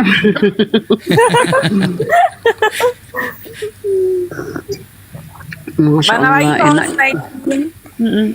Saya jadi, Punah, hoten-hoten punah. Ah, Iya, nggak ada lagi ya. saya jadi Itu nggak kalau berani nyanyi, bersuara. kalau menyanyi karena ada songkat suaranya kayak 17 tahun ya. Tapi kalau ngobrol begini kayak 80 tahun ya. Itu pengaruhnya pesongkat ya. Hebat. 40 tahun, bah. Saya. Tapi Bunda bagus suaranya pas waktu nyanyi pun bagus. Dan aku pernah dengar. Itu soundcardnya mahal, soundcardnya mahal. Pengaruh songkat. Soundcardnya mahal katanya Bunda. Jadi kembali Beli ke OTG-nya aja 2 tahun baru bisa dapat udah. Eda. Selamat pagi Bang Noval. Bang Noval, Muslim ya. Abang Muslim? Abang Muslim? Enggak Bang lah. Noval? Noval bin Waraka. Muslim lah. Oh Waraka Muslim. bin Noval ya. Ya, Assalamualaikum Bang. Assalamualaikum Abang. Waalaikumsalam. Ya, ada yang mau disampaikan atau ada yang mau ditanya? Tafadhol akhi insyaallah.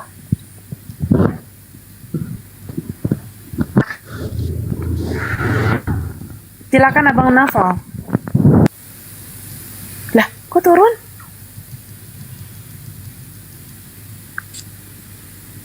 Ayah uang.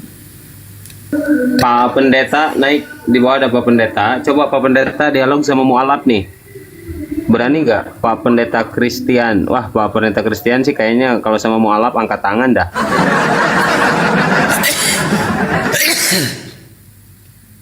Pak Kristen yang mana, Ustadz? Iya, memang di data pasien saya banyak pendeta, agak aneh.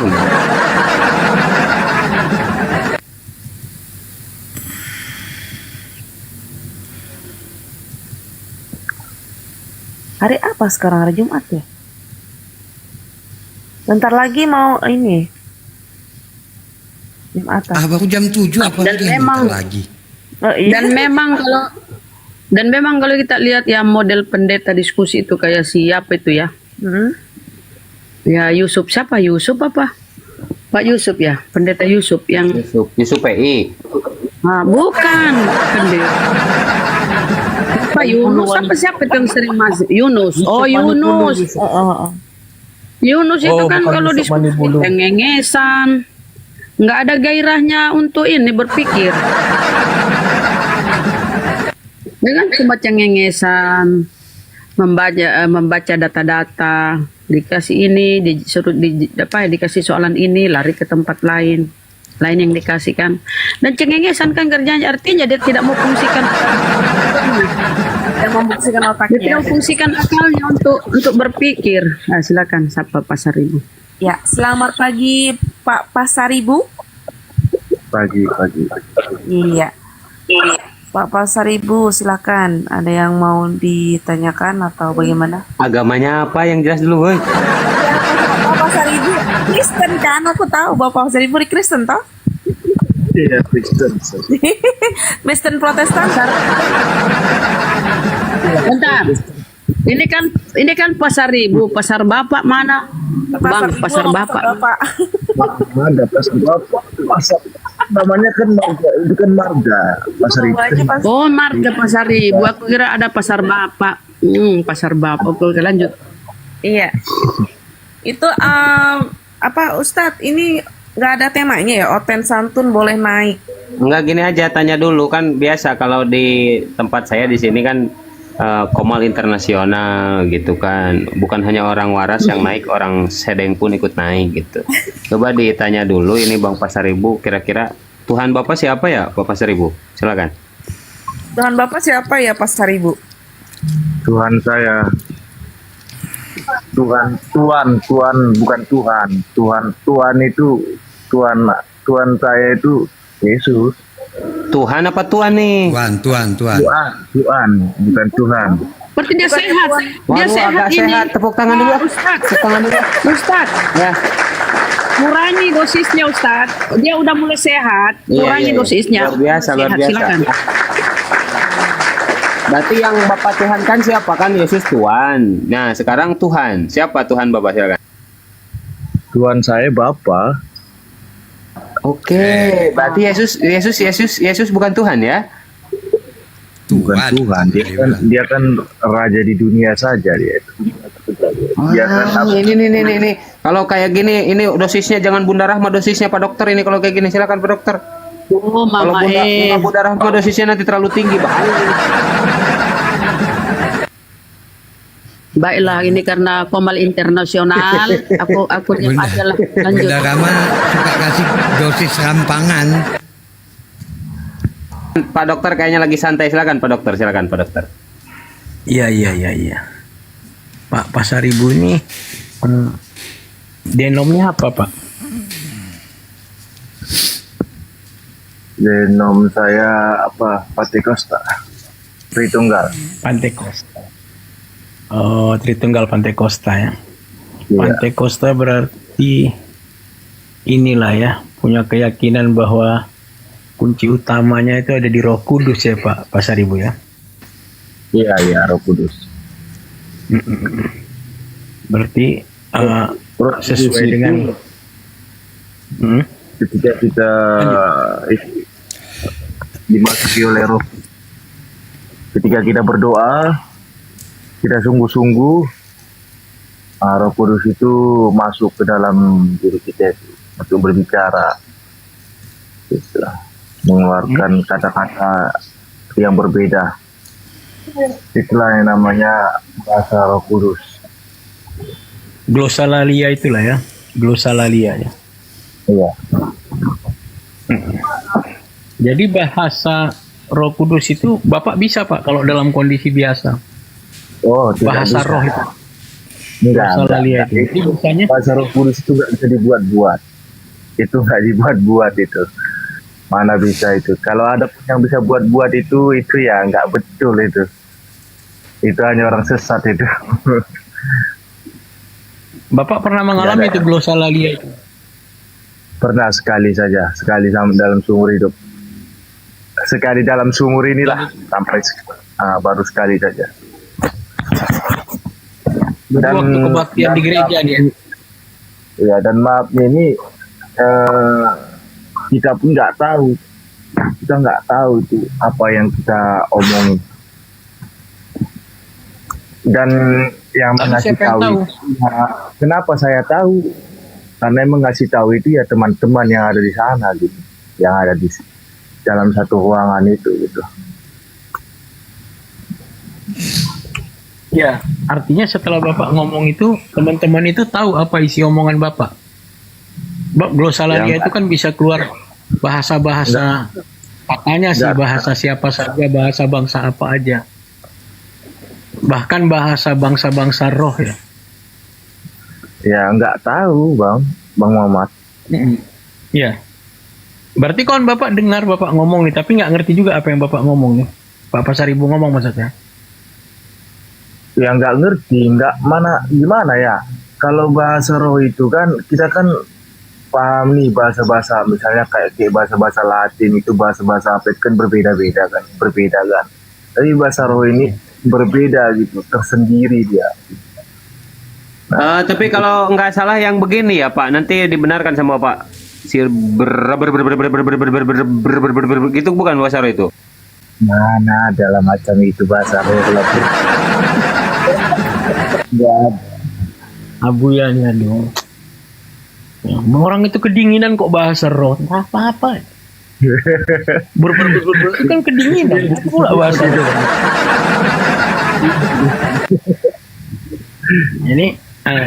Jadi kalau gitu manfaatnya apa Pak?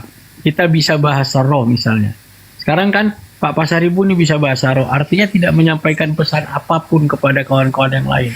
Misalnya Bapak sendiri nggak sadar nih, ya kan? Tapi mereka berkata, Bapak tuh ngomong soal ini, soal kita ini, ya kan? Yang Bapak itu tidak sadar ketika Bapak cerita, nggak kayak gitu Pak? Mana ya? Berarti itu kan suatu apa ya? Kalau bahasa roh itu kan suatu mana bilang ya? Bukan misteri lah. Mana suatu ucapan terima kasih juga gitu kepada diri sendiri gitu. Kenapa? Karena berarti kita itu masih apa namanya, berarti masih ada roh itu, apa sih mana bilang, gimana bilang ya kalau bahasa roh itu ya.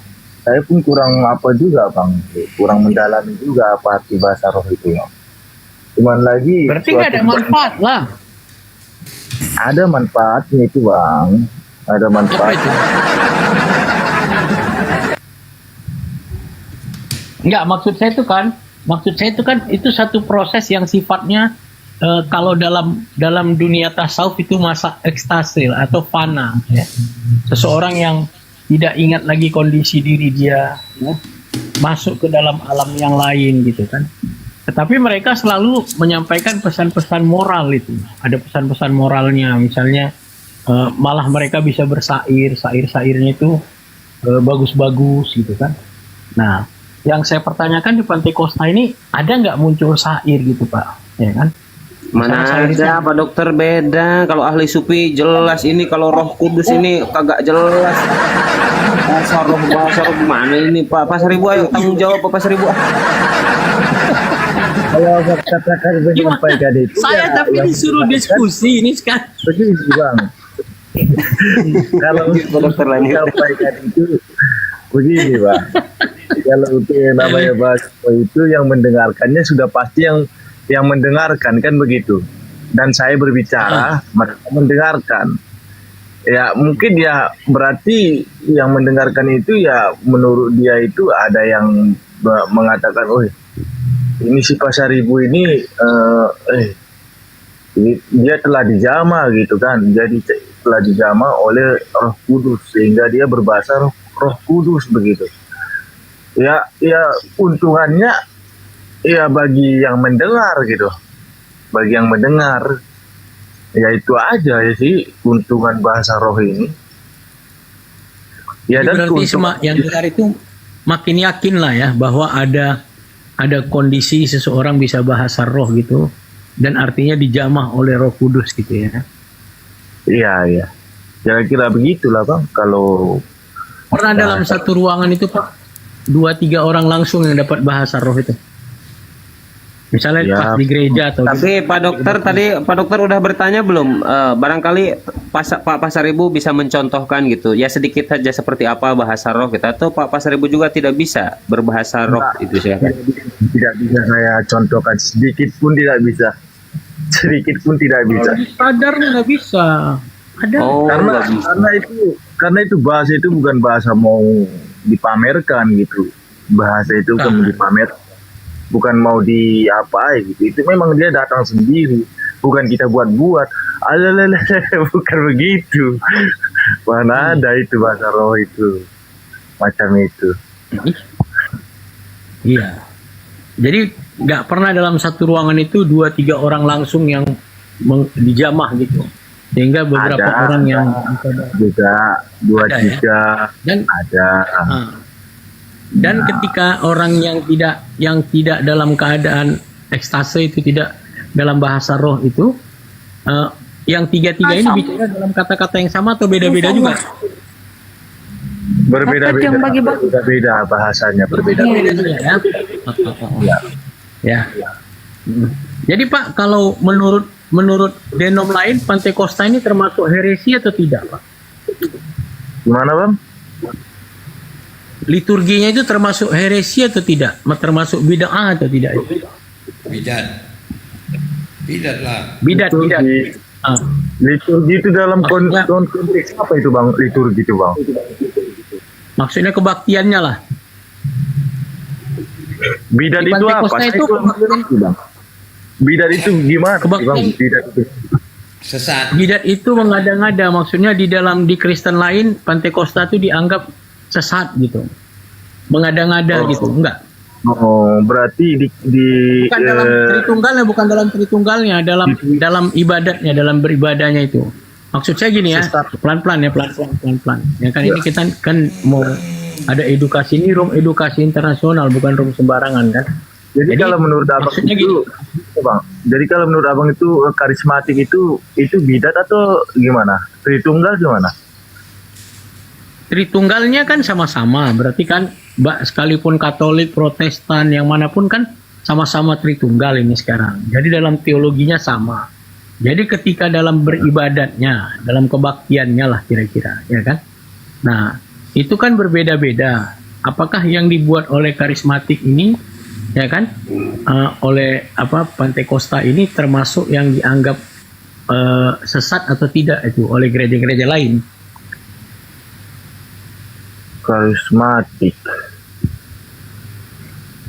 Gereja Pak Pasaribu lah. Enggak lah bang.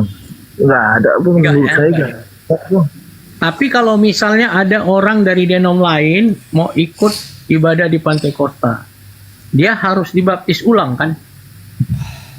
Maksudnya gimana sih, siapa bilang itu bang? Sekarang gini. Saya ulangi. Pak Pasaribu dengar dulu. Pak Pasaribu dari awal, dari lahir udah masuk gereja Pantekosta? Iya, sudah bang, sudah. Terus ya kan sampai tua. Tapi misalnya ada orang yang datang dari gereja lain, yang denomnya lain, tidak datang dari Pantekosta, ya kan? Lalu dia mau jadi beribadah di gereja Pantekosta, dia harus dibaptis lagi kan? Lah enggak lah bang. Baptis Roh Kudusnya masa enggak? Tahu saya lah. gitu. Kalau mau ikut Pantekosta harus baptis Roh Kudus kan? Pembaptisan Roh Kudus kan ada. Nggak bisa tidak dilakukan pembaptisan Roh Kudus. Hah? Baptis sapi. Setahu saya bang ya, yang namanya dibaptis itu ya dia ketika dia Islam masuk Kristen, ya itu dibaptis gitu. Izin, Ustadz, izin 1 menit. Bolehkah aku tunjukkan bahasa roh nih, bahasa roh ya? Boleh. Besarin, Bunda. Darin host internasional. Belum bisa ya dibesarin ya? Udah, itu kan. Ada latarnya ya. Ada latarnya, aku rubah dulu latarnya ya. Jangan ada latar. Nah, nih. Hari mualaf di dunia pula. Oke teman-teman ya, coba semoga Bapak kita ini bisa menjelaskan ya tentang bahasa roh ini ya. Kita putar. 2, 3, korabase kerebe arabase kerabase, semua mulai berbahasa roh, korabata karabase kerabase kerabase, korabata karabase kerabase terus keluarkan korabase kerabase, daging saudara kerasa pasti ini bukan bahasa roh.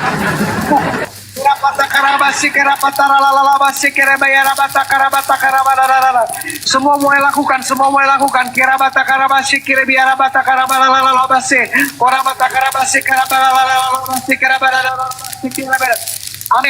amin 1, 2, 3 korab. Apakah itu artinya Pak, karena yang dia ucapkan itu kuraba, selalu kuraba? Bukan Apa yang raba-raba itu Pak? Itu bahasa roh kudus itu namanya. Artinya itu bisa dijelaskan artinya Pak, karena yang dia sampaikan tadi kuraba, selalu kuraba-raba. Apa yang diraba Pak kira-kira? Itu bukan bahasa roh itu. Bahasa roh. Nah, itu pendeta Pak. Pendeta pun bisa juga nipu. Sejatinya ya Bang ya, bahasa roh itu sampai sekarang pun nggak ku ketahui itu bahasa roh itu. Nggak tahu ya. Kok bilang nggak tahu? Bang Pasaribu bahasa roh lo. Bang Zuma pernah bahasa Pasaribu tahu nggak bahasa roh? Ya bahasa roh itu ya ketika kita dimasuki oleh Roh Kudus, dan bahasa kita itu tidak akan bakalan ada yang mengerti bahasa kita itu. Cuman lagi ya orang mendengarkan. Baca yang baca roh itu. Jadi kalau itu karismatik itu bukan suara apa? Itu kan karismatik itu. Iya. Nggak ada itu, nggak. Nah, apakah yang seperti itu Pak? Artinya gini bahasa roh. Betul Bang Muhammad. Iya Pak Pasaribu. Artinya bahasa roh itu kan ketika kita ini berdoa sungguh-sungguh Nah, disitulah kita Bahasa roh itu Pak, Ya. bahasa roh itu hanya ada di karismatik. Nah tadi itu karismatik. Nah yang kami herankan, yang keluar di mulutnya itu selalu raba-raba, kuraba-raba, selalu kuraba. Itu kenapa cuma raba-raba itu bahasa rohnya? Apanya diraba? Coba Pak itu jelaskan. Itu enggak ada Ah, bahasa roh. itu pendeta Pak. Bukan bahasa roh itu. Nah, itu pendeta loh. Enggak ada bahasa roh macam Ah, kalau Bapak pinter yang mana dong bahasa roh yang mana? Pak Pasaribu, kalau Bapak bilang yang kuraba-raba tadi itu, yang mana Bapak? Coba Bapak gimana yang mana benar? mana saya tidak bisa membuktikan, saya nggak ada perangkat lain, Bu. Pak Pasaribu Intinya bahasa mana Pak? itu, intinya bahasa roh itu bukan seperti itu. Itu dia itu gimana ya? Bingung lah saya tengok pendetanya itu. Oh, bingung. Enggak. Jadi sekarang kan kegiatan berbahasa roh ini kan tidak dilakukan di semua gereja. Ya kan? Misalnya di Pantai Kosta, di Karismatik juga kan? Karismatik, iya. Ya kan? Karismatik ini kan ajarannya dimulai tahun-tahun 1700-an gitu ya kan? Maksudnya didirikan ya. Gereja Karismatik kan. Nah, persoalannya sekarang yang saya mau pertanyakan, kenapa di gereja lain tidak dibuat itu? Maksudnya bahasa roh. Di gereja-gereja lain itu nggak dibuat misalnya. Itu noise Bang, Abah Saipul noise. Coba kita lihat lagi, ini kira-kira nih semoga ini dipahami ya. Bahasa roh. Nah, nih. Keren-keren nih bahasa roh.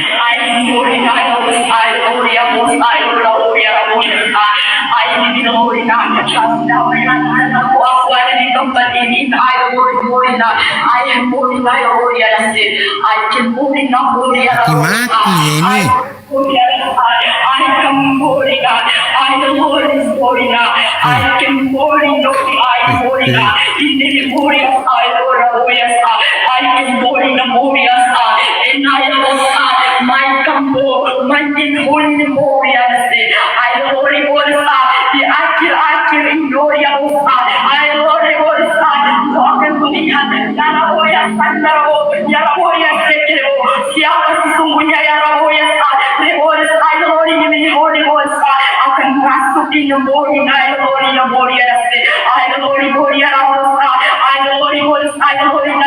tidak kuat akan terjatuh Saya lihat aja malu loh ini Bunda. Enggak, itu ini Bunda, lagu Meksiko yang itu. yang dia sampaikan itu Aimori Hembody. Apa itu? Bukan, Skincare. lagu Meksiko itu. Ya perempuan Lagu ngaku Latin. bodyguard, I'm bodyguard katanya. Iya. Coba buka Lagu Meksiko, lagu Meksiko. Coba buka dulu. Ini yang benar yang Pasaribu, Pak Pasaribu. tolong Bunda, didengarkan. kalau saya jadi Kristen lihat itu saya malu, Bunda. Saya Saya saja malu loh. Dia kesurupan ya. Katanya bahasa roh. Pasaribu jangan kabur lah. Ini temanmu ini bahasa roh. Pasaribu, ayolah. Coba biar dijamah Pak Pasaribu sekali lagi diputar, Bunda. Malu.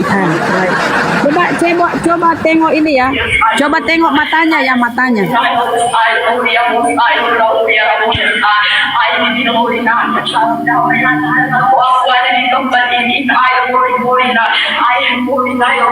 I hembody. Apa sih?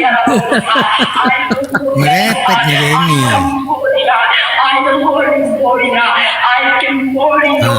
Matanya.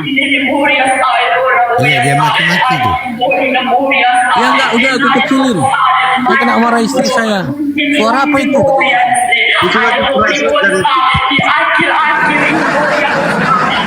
Pak Pasaribu ngomong tuh, Cok, matiin dulu. Ngeri kali ya. Udahlah, Stop dulu, Bunda. Pak Pasaribu mau Ngeri ngomong kali. tuh, Cok. Ngeri saya baca.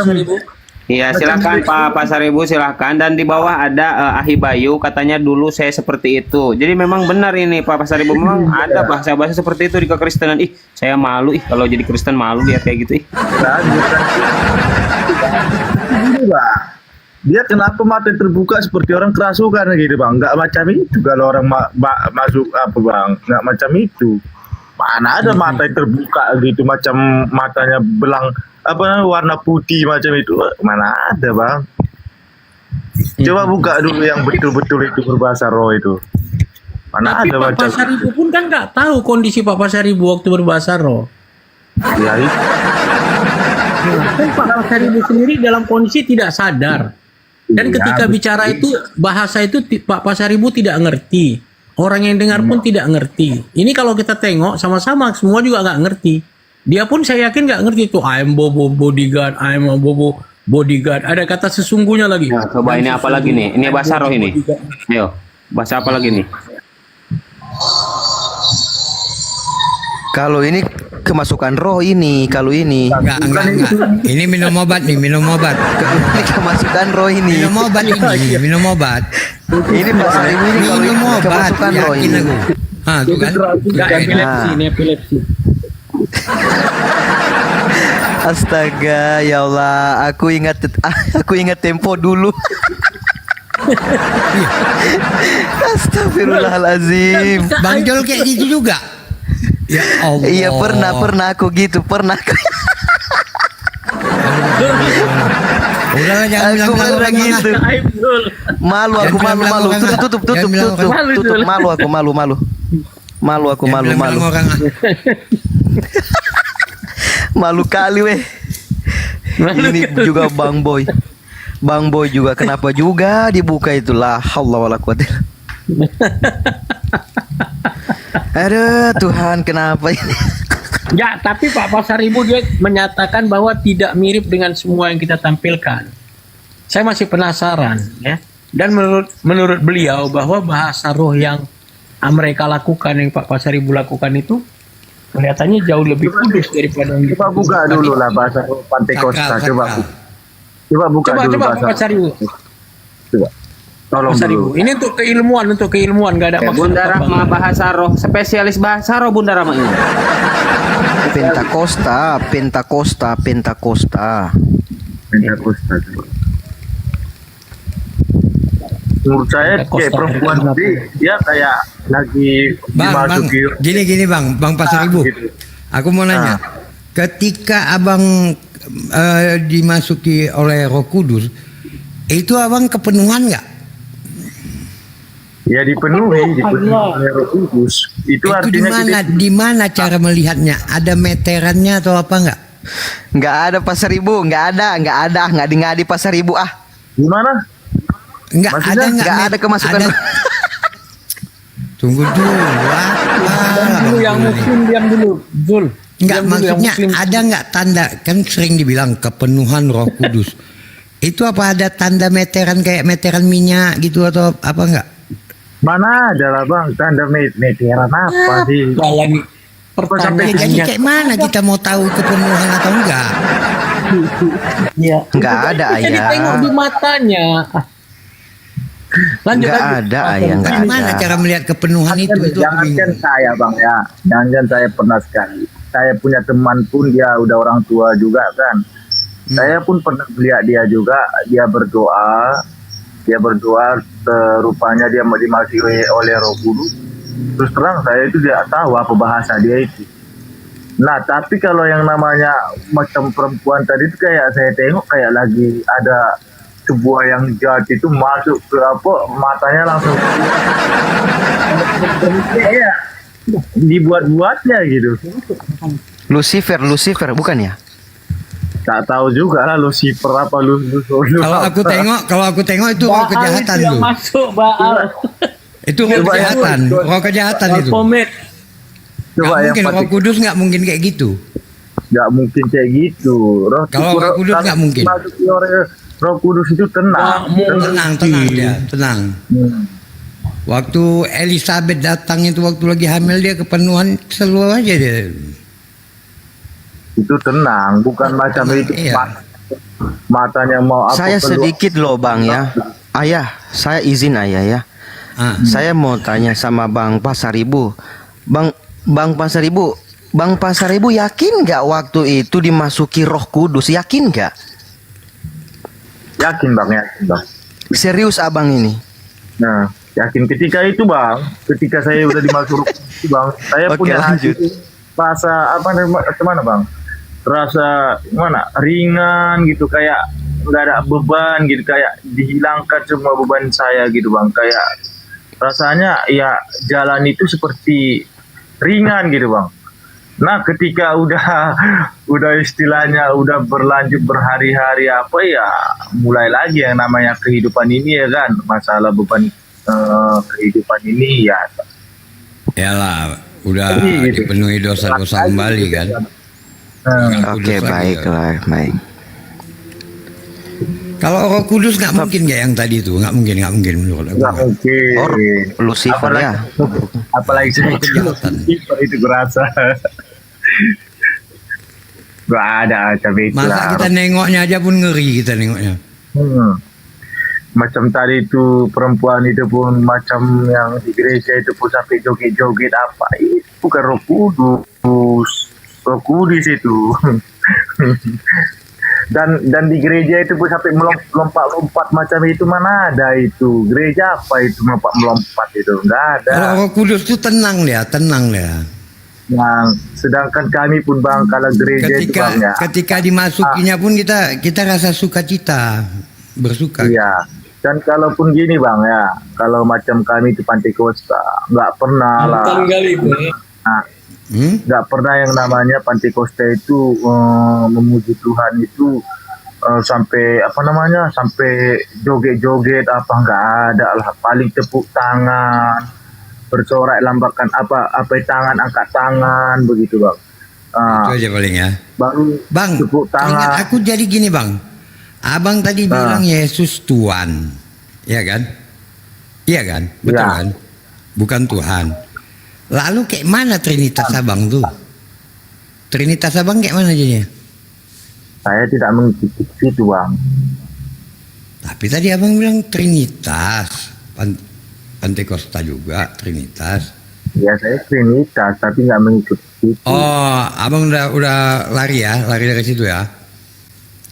Ya nggak, mana bilangnya. Iya udah nggak Terlalu percaya itu ya, nggak percaya Trinitas itu ya, keluar dari Trinitas. Ya. Trinitas lah bang, Trinitas.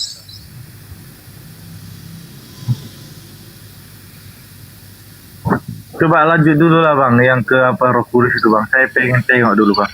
Dan gini abangku, Bang Pasaribu, coba Anda pakai akal sehat Anda lah. Jangan gini ya. Anda ini sebagai manusia harus kritik dan harus kritis ya dalam pemikiran. Kita pakai akal sehat gitu kan. Ya yang kayak barusan itu, kalau saya jadi Kristen saya malu lihat bahasa-bahasa kayak gitu. Udah sehat. Saya pun karena jadi Kristen malu. Memang saya Kristen sekarang, saya malu mendengarkan macam itu. Karena memang gak macam itu bahasa roh itu bang. Iya, memang bukan macam itu. Dan penyembahan itu pun bukan macam itu bang. Itu berlebihan bang. Bidat ya. Itu udah berlebihan namanya bang. Sampai joget-joget, sampai kemasukan Roh Kudus itu, sampai macam dia ngedance. Apa macam itu bang. Itu udah berlebihan itu bang. Gak ada itu bang. Kamu akan menerima kuasa. Ini ada Dominik. Untuk merayakan. Oh, bukan.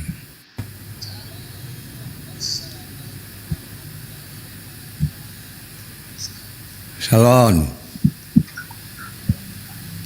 Boker Tov.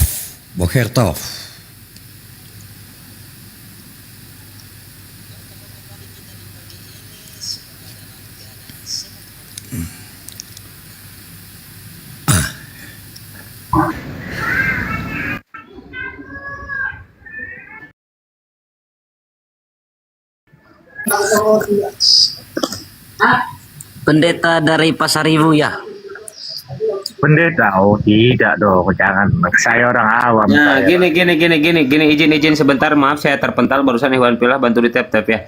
Coba ini kan Pak Dominik masih menuhankan Yesus. Pak Pasaribu kata Pak Pasaribu dia bukan Tuhan tapi Tuhan. Dia menuhankan Bapa. Coba ini sesama Kristen ini kok bisa berbeda-beda gini? Gimana Pak Dominik? Silakan. Kami ingin mendengarkan dialog Anda berdua, silakan.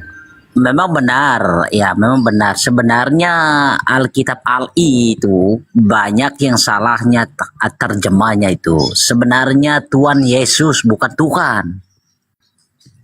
Nah, kalau menurut sejarah Kristen Syria, ya itu Kristen tua loh. Itu sebenarnya Tuhan, bukan Tuhan. Itu benar itu kata Pak Pasaribu itu. Terus Pak Dominik kenapa masih mentuhankan Yesus, masih menyembah Yesus? Ya, tetapi versi ini kita kan berbeda. Itu kan menurut Kristen Syria. Dia kan tidak percaya Yesus. Yesus itu adalah Joshua. Tapi menurut Kristen Katolik itu dia adalah Tuhan. Jadi kita mengimani saja. Kita masing-masing mempertahankan iman, gitu Bang. Intinya Kudusnya udah selesai, Bos. Roh Kudusnya udah selesai. Silakan Pak Bal, kalau mau membahas Roh Kudus boleh, tapi saya angkat tangan, saya nggak mau ikutan juga. Oke. Saya closing dulu aja ya. Nanti closing dulu Roh Kudus ini, nanti kita lanjut ke tadi topiknya Bang Buya tentang Yesus Tuhan atau bukan gitu ya. Kita closing dulu supaya kita paham. Jadi gini ya teman-teman yang Kristen. Jadi Yesus ini tidak pernah memperkenalkan tentang bahasa roh gitu kan. Bahasa roh itu diperkenalkan oleh sang sumber, yaitu Paulus. Betul. Jadi oke ya, saya sedikit sebentar, jangan dipotong dulu. Jadi bahasa roh itu diperkenalkan oleh sang sumber. Siapa sang sumber itu? Paulus. Karena Pauluslah sumber dari tentang pengajaran bahasa roh. Ini kita bisa kita baca ya di Kisah Para Rasul itu kan dari Lukas. Lukasnya adalah murid Paulus gitu ya. Kemudian di sana di Korintus 12, di Korintus 14. Semua itu bercerita tentang roh bahasa roh. Jadi mungkin ada denom-denom lain di luar yang tidak percaya dengan bahasa-bahasa itu, ada memang. Karena memang mereka tidak percaya dengan bahasa roh karena memang bukan daripada Yesus. Nah, kemudian ada dua macam perbedaan yang disampaikan oleh tadi Bang Pasaribu ya. Oh, saya tidak seperti itu bahasa roh. Memang betul. Ada dua macam bahasa roh ini. Pertama adalah bahasa yang tidak dikenal dan tidak pernah dipelajari oleh si pembicara. Jadi tidak mengenal dia, tetapi adalah bahasa manusia yang dapat dimengerti oleh orang lain yang mengerti bahasa itu. Artinya ini mungkin pemahaman dari Pasaribu. Pasaribu ketika Datanya diperlihatkan, Komandan, jangan lupa lanjut. ini nggak perlu data, ini ada knowledge saya sendiri ya, dari literasi, banyak sih literasinya. Jadi yang poin yang pertama adalah ketika si pembicara itu ngomong, seperti Bang Pasaribu tadi ngomong ya, dia tidak paham, tidak sadar, tapi orang temannya yang mendengar. Ini yang pertama. Yang kedua adalah bahasa yang dimengerti baik oleh si pembicara maupun orang lain. Nah, jadi itu poinnya. Jadi memang ada perbedaan tentang pemahaman Roh Kudus itu, bahasa roh itu seperti itu. Itu aja mungkin dari saya. Jadi poinnya yang kita bisa ambil bahwa bahasa roh ini memang tidak pernah diajarkan Yesus, dan Yesus tidak mengerti apa itu bahasa roh, tetapi ini timbul dari sang sumber yang diimani oleh Kristus. Sang sumber itu adalah saudara Paulus. Jadi Paulus lagi. Demikian. Terima kasih. Dilanjut dengan topik yang lain. Nah ini bahasa roh lagi ya, jenis lain lagi nih, jenis Silakan. lain nih bahasa Jenis rohnya. apa ini? Jenis apa ini? Aduh, bahaya. Jenisnya beda. Besarin. Nah ini dengar ya.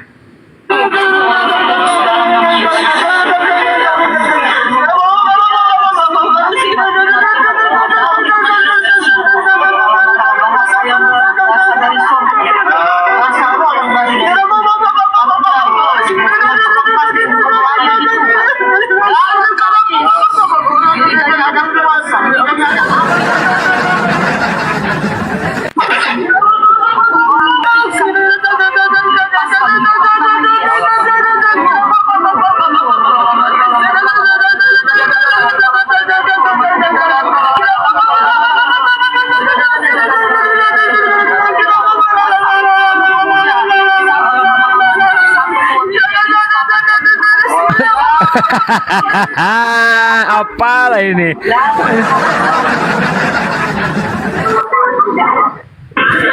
Aduh, aneh-aneh nih Oten. Enggak gini Bun, memang kalau kita lihat ya, Oten ini terlalu banyak drama. Jadi Tuhannya jadi manusia, mati karena menebus dosa, terus ada bahasa roh dan jadi terlalu banyak drama Kristen ini. Gimana sih? Coba silakan Pak Dominik, Pak Pasar Ibu. Aduh, pusing beda ya. lagi. Beda lagi bahasanya. Bahasanya beda lagi. Ya tidak, saya sedikit kasih paham lah ya. Kalau saya lihat ini Kristen karismatik ya. Pantai Ini Costa. Kristen karismatik. Pantai Costa. Pak Pasar Ibu, Pantai Costa. Pantai Costa itu kan karismatik. Silakan Pak Pasar Ibu biar enak. Silakan Pak Pasar Ibu dulu, nanti disanggah oleh Pak Dominik. Silakan. Saya buat temanya Oten PS Oten. Silakan lanjut. Beda-beda. Karismatik sama Pentakosta itu beda. Oh iya. Kasih paham dulu Pak Pasar Ibu, kasih pemahaman dulu, nanti mungkin bisa disanggah sama Pak Dominik biar enak. Silakan Pak Pasar Ibu. Kalau menurut saya itu karismatik itu lebih lagi itu apa namanya, dia masih gimana, karismatik itu dia lebih lagi bersorak-sorak untuk memuji Tuhan Yesus gitu. Iya. Memuji Tuhan Yesus gitu. Begini Pak, Anda harus garis miring dulu. Karismatik dengan Pentakosta. Karismatik itu bukan sebuah agama, tetapi sebuah meditasi. Bunda skip dulu ini roh skip, pusing saya Bun, pusing saya udah skip dulu malah ikut gila kita. Lanjut. Iya, begini Pak Pasar Ibu, kita harus garis bawah dulu ya. Pentakosta dengan karismatik, Pentakosta itu agama, karismatik itu bukan agama, tetapi sebuah meditasi. Nah, meditasi itu bukan agama itu. Itu orang kesurupan. Iya, orang kesurupan itu karismatik namanya itu. Itu karismatik. Imannya. Kalau yang namanya itu berlebihan sih, itu masuk roh kudus itu udah berlebihan, itu kerasukan setan itu. Iya, itu kita kan tidak tahu, itu kan sebuah organisasi. Izin biar terarah Pak Dominik dan bisa mengedukasi saudara-saudara kita yang di bawah. Coba tentang ketuhanan dulu yang dasar. Silakan Pak Dominik sama Pak Pasar Ibu. Gantian ngomongnya. Pak Pasar Ibu dulu, silakan Pak Pasar Ibu, silakan. Ya kalau itu kurasa itu ya karismatik sih mungkin ya, kalau itu berlebihan. Memang karismatik itu memang terlampau berlebihan kali gitu kalau masalah penyembahannya gitu. Masalah bukan penyembahan, memujinya gitu, memuji Yesus Kristus. Seakan-akan mereka itu apa gimana macam so iya gitulah, kalau dalam bahasa keras so iya gitu, so iya gitu kalau bahasa orang Jakarta dibilangnya kan. Iya. So keren lu gitu. Iya, ada yang lain ikut rame-rame. Iya, so keren lu gitu. Aduh, kok ini malah jadi ngerumpi ini gimana sih? Jangan usah ngerumpi, kita diskusi. Aduh, malah ngerumpi gimana sih? Itu bukan ngerumpi, Bang Bu. Itu betul ya kali. Ya itu memang kalau gereja karismatik ini seperti itu. Kalau Pentakosta itu enggak macam. Enggak, gini, saya arahkan. Begini Pak Pasar Ibu, tadi di awal kan Pak Pasar Ibu tidak menuhankan Yesus, sepakat? Iya. Oke, Pak Dominik menuhankan Yesus tidak? Masih menuhankan Yesus. Nah, coba pakai data, dengan alasan apa, data yang mana yang tulis di Bible sampai Pak Pasar Ibu tidak menuhankan Yesus, Pak Dominik masih menuhankan Yesus. Lanjut, silakan. Kalau masalah data itu gini, saya kan itu kan bahasa Tuhan itu kan istilahnya itu bahasa keren sekarang itu. Apa namanya? Bahasa terjemahan sekarang itu. Kalau dulu kan namanya itu kan Tuan. Tuan. Tuan atau raja. Atau penguasa gitu. Enggak, begini, menurut Pak Pasar Ibu, Yesus itu pencipta langit dan bumi bukan? Ya. Pencipta langit dan bumi. Iya. Aduh, nggak ada bedanya lah. Itu berarti namanya Apa? Apa bedanya sama Dominik? Sama aja. Dia ini abang, dia memetik ayat yang ada di Kristen Seria. Saya tahu. Gimana sih ini? Aduh, pusing saya. Kristen Seria. Saya tahu. Dominik juga sama kan? Memahami, meyakini pencipta langit dan bumi Yesus. Memang. Ini sama-sama gila ini. Udah gak usah diskusi ya. Lanjut Bunda. Lanjut kira. Saya kasih aja bahasa rolah. Daripada kau didengarkan bikin pusing nih, bahasa roh aja kau nikmatin ya, oten-oten ya. Ini aneh-aneh kalian ya, dengar ya. Ini stres lagi rohnya nih. Aduh mama dapat pindah.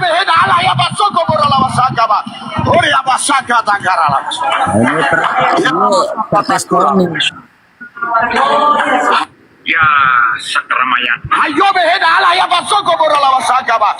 Ori abasaka tangarala. Ya la wasaka tangarala. Orang-orang stres. Itu mau digerbuk dia di Manggarai itu kemarin tuh, Bung. Ini tadi nih. Dia masuk KKR di kampung saya tanpa setahuan pastor.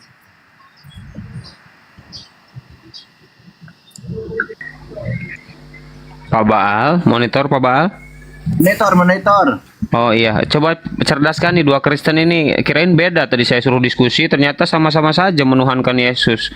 Gimana sih? Dia tuh menuhankan Yesus. Mengapa dia katakan tadi Tuhan? Itu dia petik dari orang Kristen Syria. Saya tahu sudah.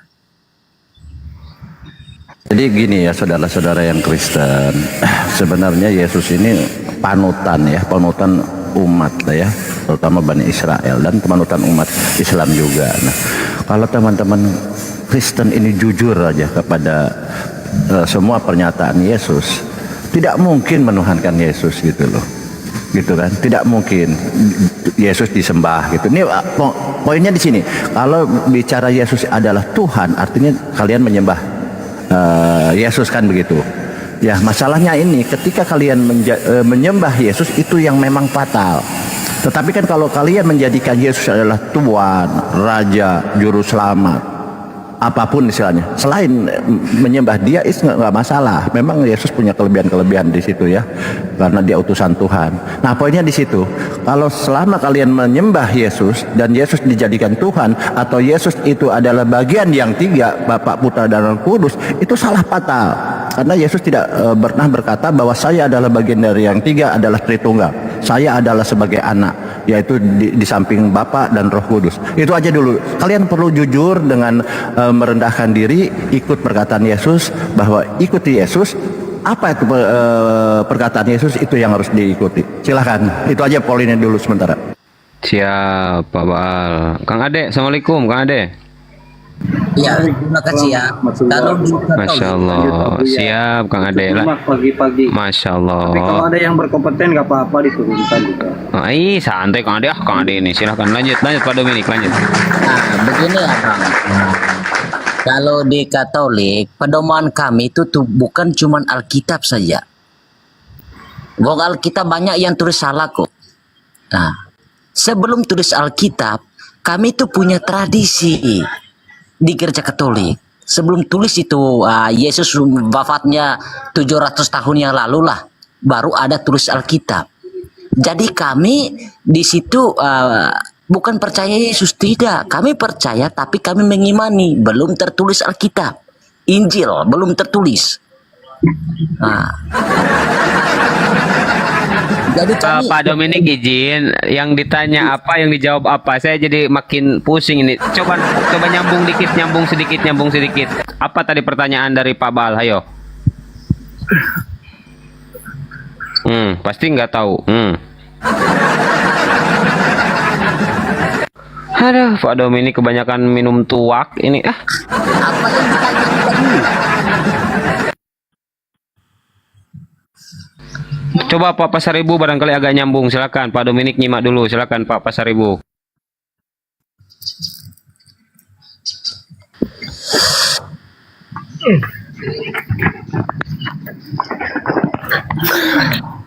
Silakan Pak. Panas semua kadrun yang di bawah ini. Naik dong kalau aku botol.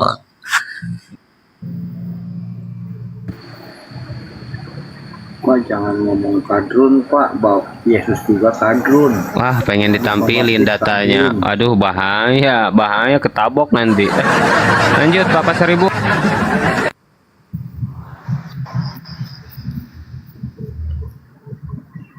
Saya kurang paham apa yang dikatakan Bang Saifun itu tadi.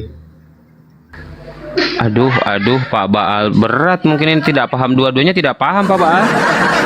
Aduh, bahaya. Ilmu Rudi naik, Oten itu naik. Siapa? Lawan saya. Siapa? Rudi itu Rudi. Oh, kirain Rocky. Oh, silakan Rud, lawan Pak Dominik katanya. Lu ditantang sama Dominik tuh, masa Anda takut? Naik. Kalau Mana protes Rudi? boleh. Saya tantang. Mana Rudi? Emang ada host? Ada. Tuh silakan Rud, naik Rud. Ayo, saya buat Oten, tema. Dominik, saya Oten. Ya udah naik lah, multi. Gak bisa Bilang dijawab. saya ilmu katanya. Dia yang punya ilmu itu. Saya mau belajar dengan kau. Ayo naik. Aduh, nggak berani naik, dia takut Dominik. Dijawab aja itu Bang Anggur Asam, dijawab dulu pertanyaan Bang Anggur Asam. Itu dia, macet dua-duanya macet ini. Ya karena saya tak paham apa yang dikatakannya gitu. Katakan Bang Said itu. Oke lah Bang Pasar Ibu, kalau gitu saya mau tanya nih Bang sama Bang Pasar Ibu ya. Ya, Bang Pasar Ibu, Bang Dominik boleh. Inilah kita gini. Kalau kekristenan itu kan selalu bangga dengan masalah histori atau sejarah, betul? Oke. Masalah apa? Begini. Enggak. Katanya, ya bukan katanya, memang klaim daripada umat Kristen mengatakan bahwa sejarahnya lebih valid, gitu kan? Ya kan? Tentang di dalam kisah-kisah yang ada di dalam Alkitab itu kan lebih valid, betul ya? Tidak Bang. Pertanyaan saya gini. Tidak merasa Bang. Ya? Tidak. Kok Oke, gini aja deh. Tidak, gini aja deh. Kang Saya Ade, langsung Kang ke Ade tema. ini tidak. Oke, sekarang gini aja deh. Saya langsung ke temanya aja. Ya, langsung ke intinya aja Bang. Oke, langsung ke temanya aja lah. Ketika Yesus itu disalibkan, itu kan terjadi gempa bumi, tapi bait suci terbelah dua kan. Nah, yang saya tahu Bang, saya seorang pengkaji sejarah Bang. Di dalam catatan Karen Armstrong maupun Josephus Flavius itu tidak pernah dinyatakan bahwa ada tabir suci terbelah. Apalagi dengan dibumbui dengan adanya orang-orang suci itu yang bangkit masuk ke kota-kota. Tolong tunjukkan kepada saya histori di zaman apa itu, karena tidak pernah tercatat itu sejarah itu. Ini dari mana gitu ngambilnya referensi penulis Bible tentang permasalahan tabir bait suci terbelah, ada mayat hidup masuk ke kota-kota. Itu saya tidak pernah temukan itu. Saya sampai hari ini mengkaji sejarah Pak. Apalagi sejarah Yerusalem, saya punya bukunya. Itu tidak pernah. Bait suci itu hancur sejak zaman Nebukadnezar sampai hari ini belum didirikan. Pertanyaan saya Pak, dari mana penulis mencatat bahwa ada tabir suci terbelah dan ada mayat orang-orang kudus yang masuk ke kota-kota seperti zombie? Silakan Pak. Ya kalau masalah itu Bang, ya kalau saya terus terang saya tidak mengetahui. Yang penting begini Bang, apa yang tertulis di dalam Alkitab itu ya kita imani begitu Bang. Dan juga bisa saya balikkan dengan pertanyaan Abang. Bagaimana bisa? Dan saya balikkan dulu pertanyaan kepada Abang. Abang katakan kan ketika Yesus disalib dia dia apa namanya bait suci Allah terbelah apa. Oke, izin saya potong. Mbak Mel monitor dulu, Mbak Mel sebentar. Mbak Mel monitor. Oke, saya waktunya kegiatan bentar ya, Mbak Mel ya. Ya tapi host nanti saya mau kerja sebentar Aman, lagi. iya ya aman. Gitu ya. Oke. Oke, dilanjut. Oke. Intinya saya itu ya baca Alkitab saja gitu. Saya lihat ya, saya imani itu Alkitab ya. Kalau untuk katanya mencari tahu itu ya saya tidak sampai ke situ ilmu saya. Nah, terus saya balikkan juga perkataan Abang. Nah, jadi bagaimana bisa mujizat Nabi Muhammad ini bisa membelah bulan? Mana buktinya begitu? Apa kan itu kan hanya Al-Qamar, Bang. Di surat Al-Qamar itu membelah bulan. Bagaimana? Adanya di surat Al-Qamar Al-Qur'an. Iya, Oke, gini, ada Bang Abuya. Dia lagi ada kegiatan Pak Mega. Ya, sebentar, saya yang jawab. Ya. Oke. Kamu ingin saya ambil sampel langsung ya. Saya ambil sampel saksi yang paling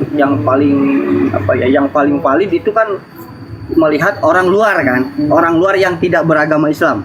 Setuju ya? Setuju? Bang Anggur Asam atau Bang Abuya, tolong tunjukkan Cakrawati Farmas. Raja Cakrawati Farmas orang Hindu. Bang Anggur monitor. Coba diketik Cakrawati Farmas. Saksi yang melihat bulan terbelah. Itu dia melihatnya di India, Bang. Coba Bunda Rahma. Saya lagi di warung ini. Lagi ngopi. Bunda Rahma. Bang Anggur Asam, coba saya minta tolong. Buka Cakrawati Farmas. Iya, kira Cakrawati Farmas, Raja Cakrawati Farmas. Apa tuh Cakrawati Farmas? Iya, coba di Google Cakrawati Farmas, saksi yang melihat bulan terbelah. Coba. Itu di masa Rasulullah itu. Coba dibuka dulu. Di Google. Saya lagi di warung ini. Ya, tahun Masehi Bang Anggur Asam. 32 di tahun berapa Masehi ya itu? Udah aja, ketik aja Cakrawati Farmas. Itu di zaman Rasulullah itu. Raja Cakrawati Farmas. Oh, raja ya. Raja Cakrawati Farmas. Itu bahkan makamnya juga itu ada di Madinah kalau nggak salah. Dia mualaf. Dia melihat bulan terbelah. Oh, ini orang India ya? Silakan dibuka. Iya, orang India. Oh ya, Saksi ini. yang melihat bulan terbelah. Iya, jadi ada. Jadi ketika suatu agama apapun mengklaim sesuatu yang terjadi dalam kitab sucinya, itu wajar-wajar aja ya. Di Kristen mengklaim demikian, di Islam demikian, Hindu, Buddha. Nah, tentu untuk mengukur kebenaran tentunya dari eksternal dong. Kalau kita mengklaim terus kita yang membenarkan itu nggak betul ya istilahnya ya. Tetapi di sini ada suatu cerita, ada suatu ini ya dari Republikan ya. Saat Raja India lihat bulan terbelah, akui datangnya Nabi. Jadi ini berarti dari eksternal, bukan dari bangsa Arab sendiri. Kalau bangsa Arab sudah jelas disaksikan oleh para sahabat dan lain-lain dan para orang-orang kafir yang pada saat itu minta minta kebenaran bahwa dia adalah seorang nabi atau utusan Tuhan. Dia meminta tanda-tanda mukjizat seperti halnya ketika Yesus diutus sebagai utusan Tuhan, sebagai Mesias. Orang-orang Yahudi minta tanda-tanda kenabian dia, yaitu tentang mukjizat. Nah, seperti itu. Ini sudah dibenarkan oleh dari pihak luar, artinya betul. Nah, sekarang kemudian kita harus terbalik. Ketika Yesus melakukan mukjizat, dibenarkan nggak oleh pihak luar? Seperti itu mungkin komparasinya. Silahkan dilanjut, Bang Ade.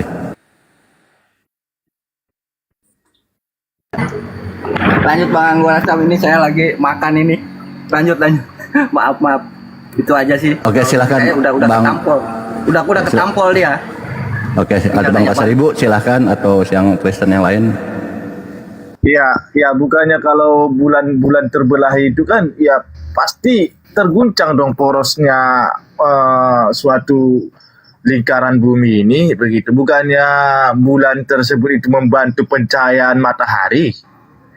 Nah, jadi bagaimana bisa bulan itu?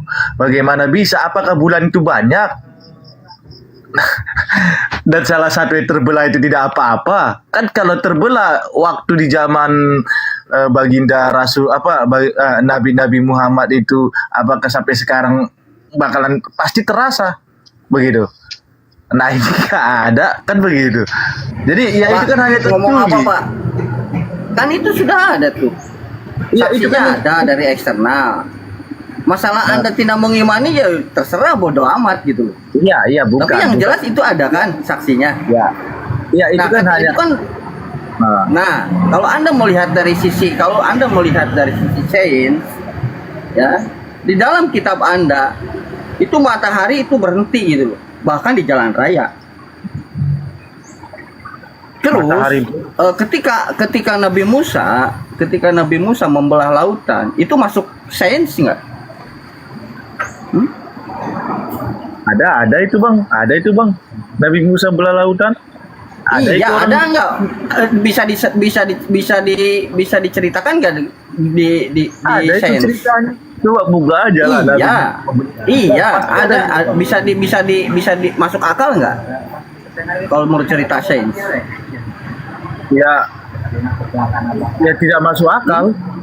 Tidak masuk Ya akal dan udah. juga saya Anda mengukur kami sekarang gini.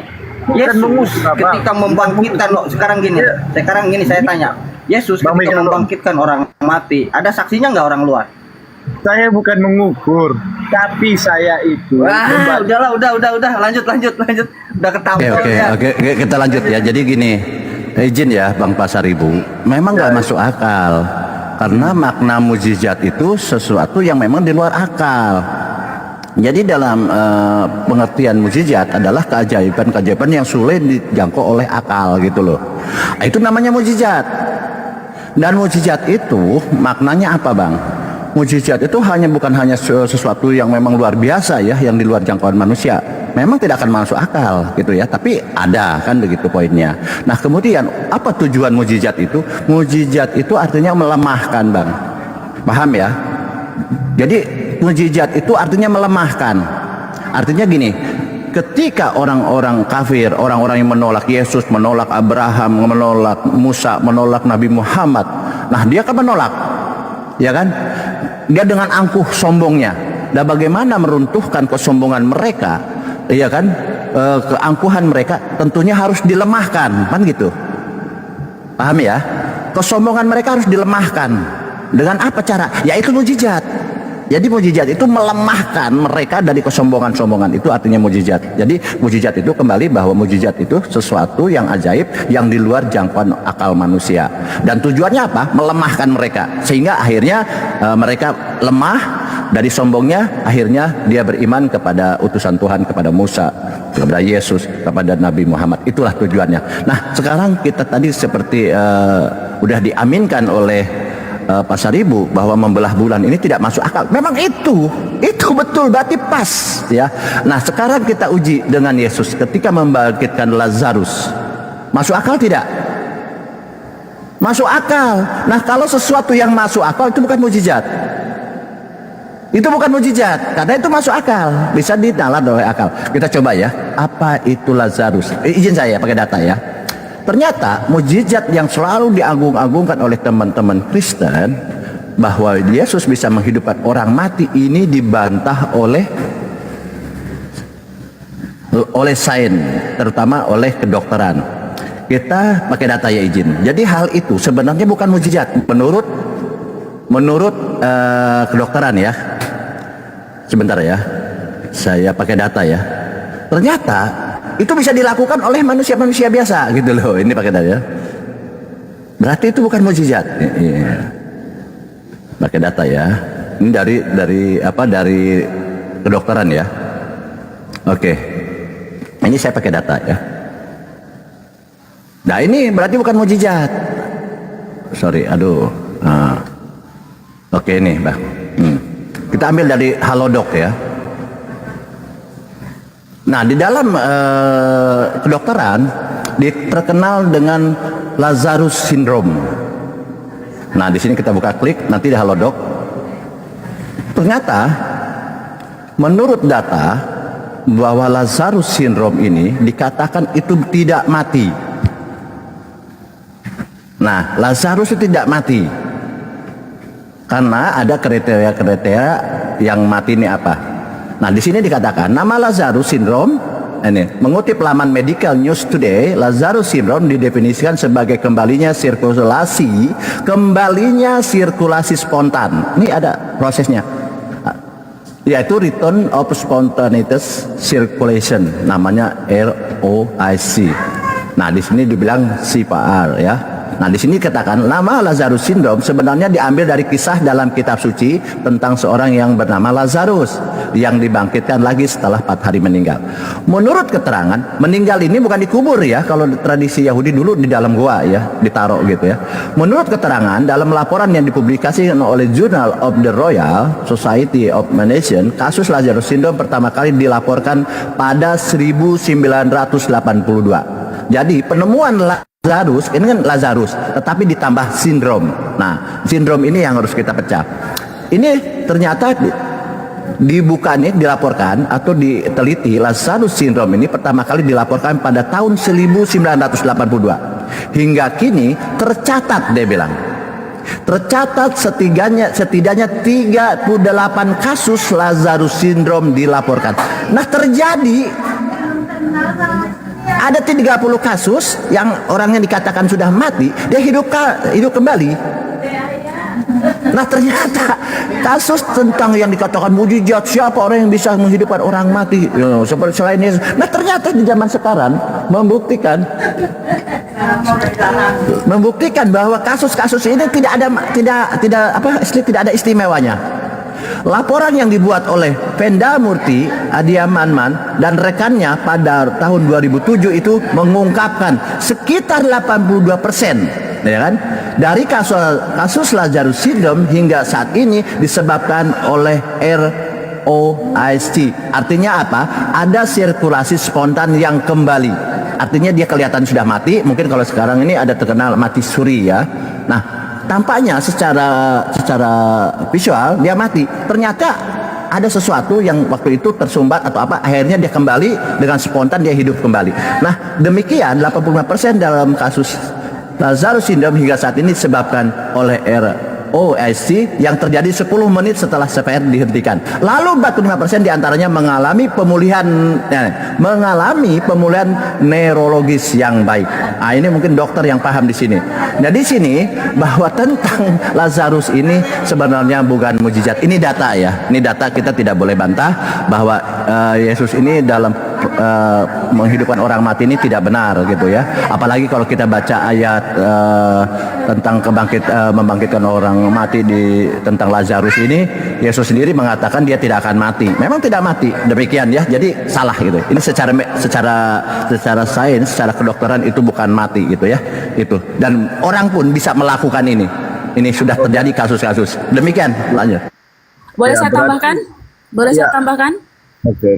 Ya, tentang adanya bukti bahwa dari berbagai daerah orang yang pada zaman itu melihat bulan terbelah itu juga ada contohnya di suku Maya dan Cina pada saat itu yang telah diabadikan dalam manuskrip Maya dan Madrid dan Thomson James Eric tahun 1963 tulisan hieroglif Maya mengatakan Muhammad membelah bulan, sebuah ilustrasi dari fenomena sebuah buku ramalan Persia itu ada di webarchive.org atau www.mayalords.org.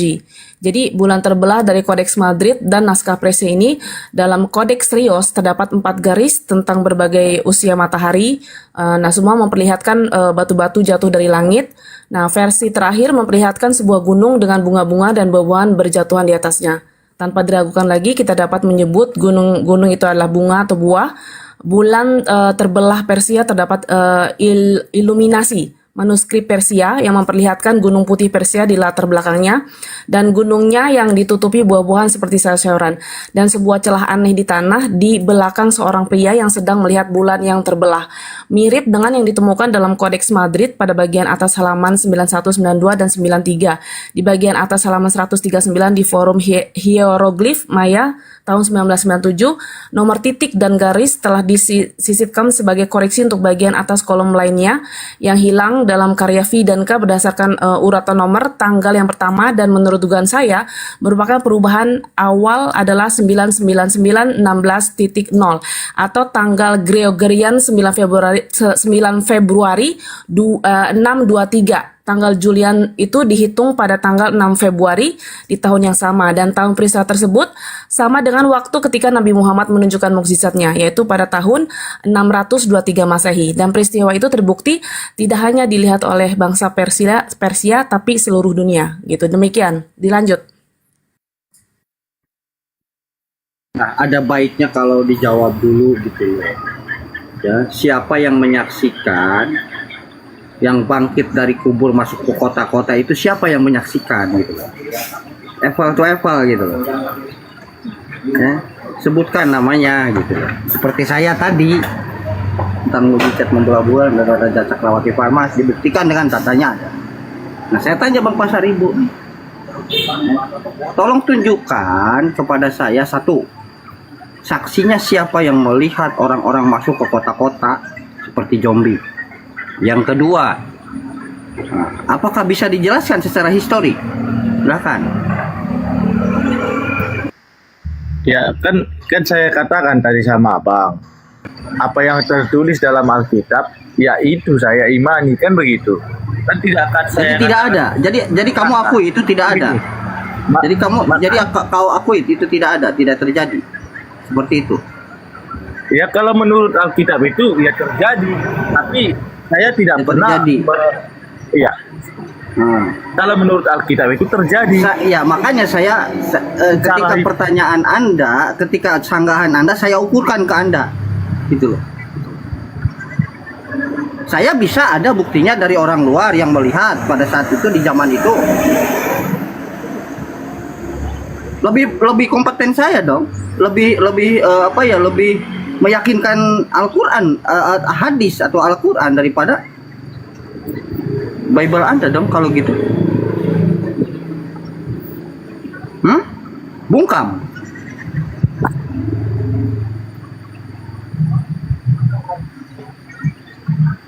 Jangan hanya bisa memakaikan baju Anda ke orang lain, giliran Anda dipakaikan baju orang lain ke Anda ngeles sana sini. Buktinya kan Anda bisa nggak membuktikan? Saya bisa buktikan, walaupun Anda tidak percaya, no problem, it's okay. Tapi ketika saya minta tuntutan di dalam Bible, orang yang masuk ke kota-kota itu bagaimana? Apakah mati lagi atau hidup selamanya? Ada nggak catatan? Masuk histori sejarah mana itu? Katanya paling sejarah, katanya paling histori. Elia Miron pernah mengatakan seperti itu. Buktinya tidak ada tuh. Tabir bait suci aja nggak ada. Lanjut, Bang Anggur Asam, Bang Melani, lanjut.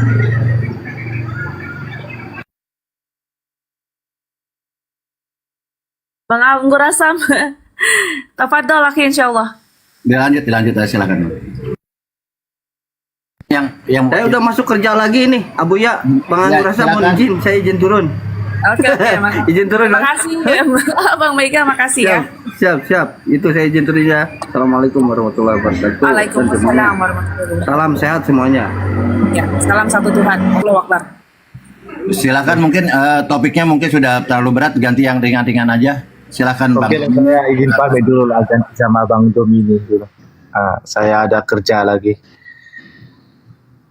Oke, selamat pagi semuanya. Selamat pagi, Os. Ini Anda memang luar biasa, Anda santun masuk Komal ini luar biasa, mungkin tetap dipertahankan dan menjadi contoh buat teman-teman Kristen yang lain. Ya, udah kabur. Nggak apa-apa, dia masih dengar. Oke, Bang Dominik, lanjut. Ya, mau diskusi apa lagi abang? Saya abang, umat abang, bukan pendeta, bukan pastor. Ini yang kita harus luruskan nih. Kenapa masih gitu menyembah Yesus itu? Silakan. Mungkin teman-teman yang ada Bunda Rahma, Bang Saiful, Bang Melani, Bang Egel ini Kristen atau Islam nih? Perempuan Bang Anggur. Selamat pagi semua. Saya Kristen. Oh, Kristen juga ada Bang Egel. Silakan Bang Egel atau dengan ini mau karena Anda punya tugas untuk menyampaikan firman Tuhan ya, sampaikanlah firman itu kepada seluruh bangsa. Jadi kan begitu ya. Ada punya kewajiban menyampaikan di sini, nanti kita diskusikan. Silakan. Kenapa kami masih menyembahkan Yesus? Bukan kami yang menyembahkan, Yesus sendiri yang berkatakan abang di Yohanes 1:14. Aku dan Bapa adalah satu. Jadi disitulah bukan kami yang menuhankan dia. Itulah setahu saya. Makanya saya imani sampai sekarang. Bang, salah. Yohanes 1:14 bukan begitu Bang. Yohanes 10:30 Bang, Anda bilang aku dan Bapa adalah satu. Iya. Anda salah. Yohanes 1:14 itu firman itu telah menjadi manusia. Ya, jadi saya koreksi. Mungkin saya Muslim lebih pintar dan itu nggak apa-apa. Silakan yang lain. Saya kan umat awam. Bukan hari-hari di Alkitab bang. Saya hari-hari kerja bang. Jadi nggak pernah baca ya? Bibelnya nggak pernah dibaca? Oke. Kami tidak perlu dibaca Alkitab. Yang kami penting di dalam Katolik itu adalah doa. Nah iya, jadi Bapak pastor saja yang baca Alkitab.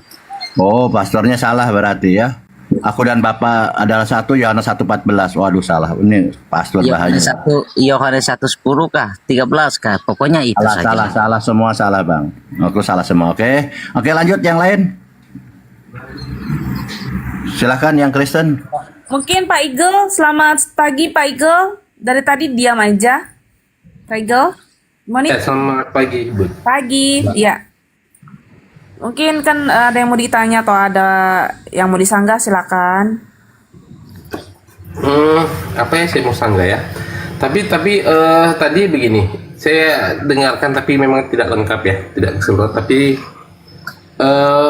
yang terbelah dua itu bukan bait Allah ya, tapi tirai pembatas di bait Allah itu yang terbelah. Bukan bait Allah yang terbelah, bukan bangunan tapi tirai yang terbelah. Itu saja yang mau saya koreksi tentang yang diperdebatkan tadi. Ya, itu aja. Mungkin karena itu mungkin orangnya sudah turun Bang ya. Oke, nggak apa-apa kita tampung aja. Itu nanti mungkin selain waktu bisa diperdebatkan lagi ya, didiskusikan. Silakan, kenapa kalian masih menyembah Yesus? Silakan. Aku izin komentar sedikit boleh, Bang Baal? Bang, bebas. Silakan. Ya. Silakan Pak. Ya, yang penting kondusif. Tadi yang mengenai Lazarus syndrome itu ya. Pertanyaan saya, apakah ini berarti Allah tidak berkuasa menghidupkan orang mati, Bang? Nah, itu.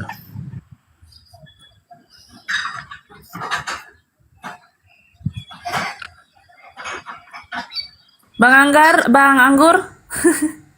Tentang Lazarus, Bang Anggur. Ada pertanyaan? Assalamualaikum. Waalaikumsalam warahmatullahi ya. Nyimak dulu, silakan. Ya. Bang Anggur monitor. Ya, ini tentang Lazarus tadi Bang Rex bertanya katanya gimana? Silakan ini ulang. Ya. Jadi saya menangkapnya seolah-olah nih Allah ini tidak punya kuasa untuk menghidupkan orang mati gitu.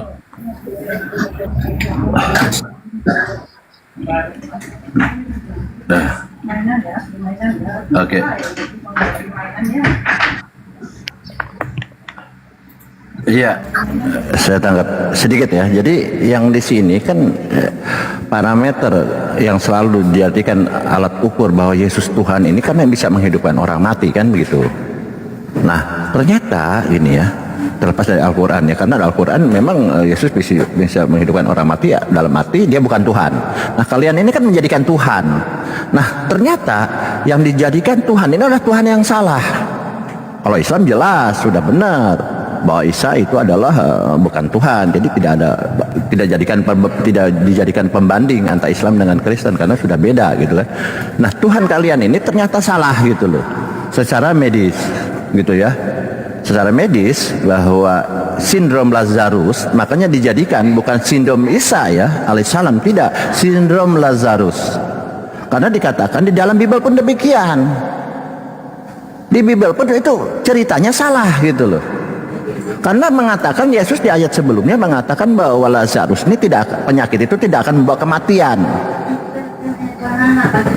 Ya, nah ternyata betul secara medis ini apa katanya? Memang sindrom Lazarus itu bukan mati.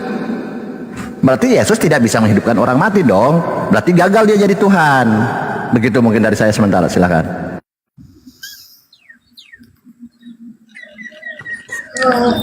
Iya, itu kalau di Al-Quran ada nggak cerita tentang nabi-nabi menghidupkan orang mati, Bang? Jangan-jangan itu Lazarus syndrome juga, Bang? Bukan. Jadi saya bilang tadi bahwa di Islam tidak dikatakan Nabi Isa ini Tuhan. Nah, yang cari kembali ke parameter tadi kan kenapa kalian menyembah Yesus? Kan begitu poinnya.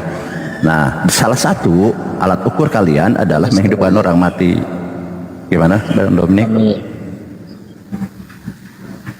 Silakan Dominik, mau bicara.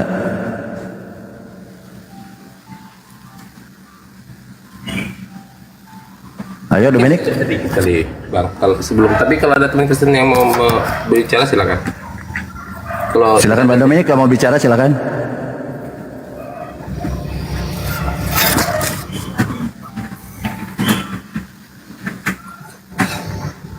Oh, oke. Jadi gitu ya. Jadi gagal di sana kalau itu adalah alat ukur bahwa Yesus ini adalah Tuhan, karena memang ayat. Gimana? Ada yang mau bicara? Silakan atau saya lanjut dulu? Atau begini. Silakan. Saya dari Eagle. Saya tadi menunggu kalau ada teman Kristen yang mau bicara. Tapi begini, bahwa narasinya yang benar bagi umat Kristen bahwa kami tidak pernah menjadikan Yesus itu Tuhan, tidak. Yang benar adalah kami mengakui dan percaya bahwa Yesus itu adalah Tuhan. Kami tidak menjadikan Yesus Tuhan, tapi kami mengakui bahwa Yesus adalah Tuhan. Nah, yang kedua tentang sindrom. Ketika kita bicara tentang sindrom Lazarus, maka itu tentu saja tentang karya-karya tulis dari ilmu kedokteran ya, yang mengacu kepada kebangkitan Lazarus. Di sini ada dua perbedaan, bahwa Lazarus itu sudah dikubur 3 hari lebih kurangnya, kemudian baru dibangkitkan. Nah, sindrom Lazarus itu kematian mati suri. Kalau seperti yang dipaparkan tadi, saya belum membaca literatur tentang sindrom Lazarus, tapi kalau saya mendengar dari pernyataan abang tadi bahwa itu adalah kematian suri yang hanya dalam beberapa detik, bahkan mungkin tidak mencapai 1 menit, karena ketika orang mati betul-betul mati dalam hitungan menit, maka tentu saja otaknya itu rusak gitu. Otak akan rusak karena tidak dialiri oleh darah. Nah, sindrom Lazarus ini adalah fenomena-fenomena kematian suri yang dimana dalam beberapa detik terlihat mati tapi kemudian hidup kembali. Berbeda dengan Lazarus. Lazarus ini sudah mati dan dikuburkan, yang kemudian dibangkitkan oleh Yesus. Nah, tetapi bukan itu saja kan yang mujizat yang dilakukan Yesus. Yesus juga berjalan. Sebentar. Ini yang membangkitkan Lazarus kok bilang Yesus. Coba kita lihat ya datanya ya. Sebentar Bung, sebentar, nanti setelah itu baru Bunda sanggah. Nah, kemudian bukan hanya itu yang kemudian mujizat yang dilakukan Yesus. Yesus juga berjalan di atas air. Yesus menyembuhkan orang lumpuh, buta dan sebagainya. Jadi banyak hal yang dilakukan Yesus, mengubah air menjadi anggur dan sebagainya. Jadi bukan satu mujizat saja, yang dilakukan Yesus. Saya kira itu yang mau saya sampaikan. Silakan Bunda. Rahma, silakan. Oke, baik. Kita lihat ya. Di dalam Bible Perjanjian Lama, membangkitkan orang mati itu udah suatu hal yang biasa, karena yang membangkitkan itu ya Tuhan atau Bapa kalau menurut Yesus ya. Petrus bisa membangkitkan Tabita, Elia membangkitkan seorang anak yang sudah mati ya. Elia menindih badan anak itu, kemudian anak itu pun nyawanya kembali. Lazarus ketika kedengar kabar bahwa Lazarus meninggal, maka sedih Yesus. Yesus menangis.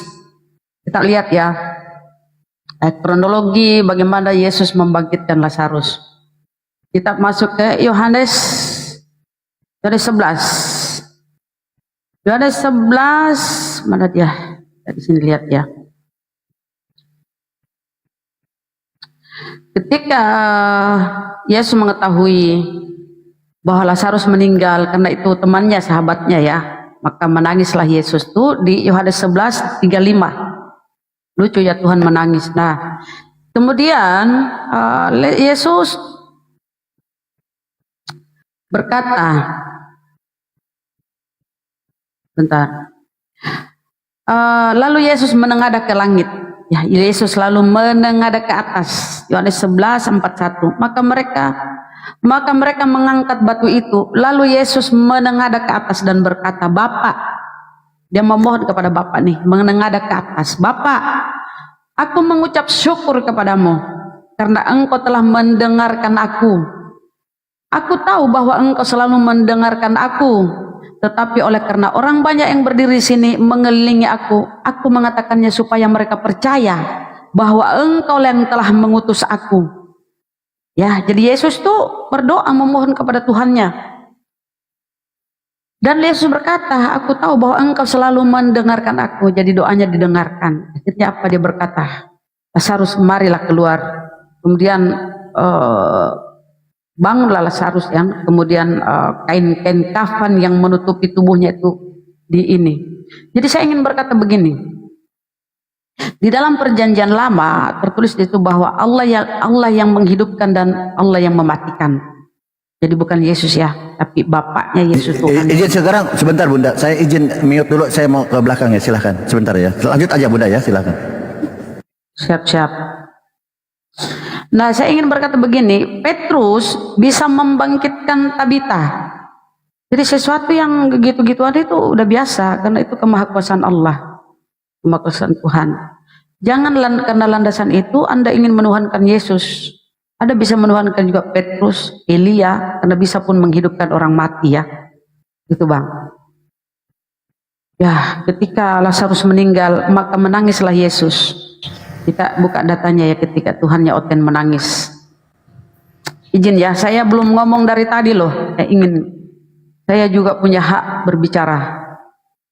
Kita buka ya. Lihat ya. Sikat ya. Besarin host, apa disikat pakaian? Pakaian mau disikat, ada aja Mbak Melani ini ya. Nih.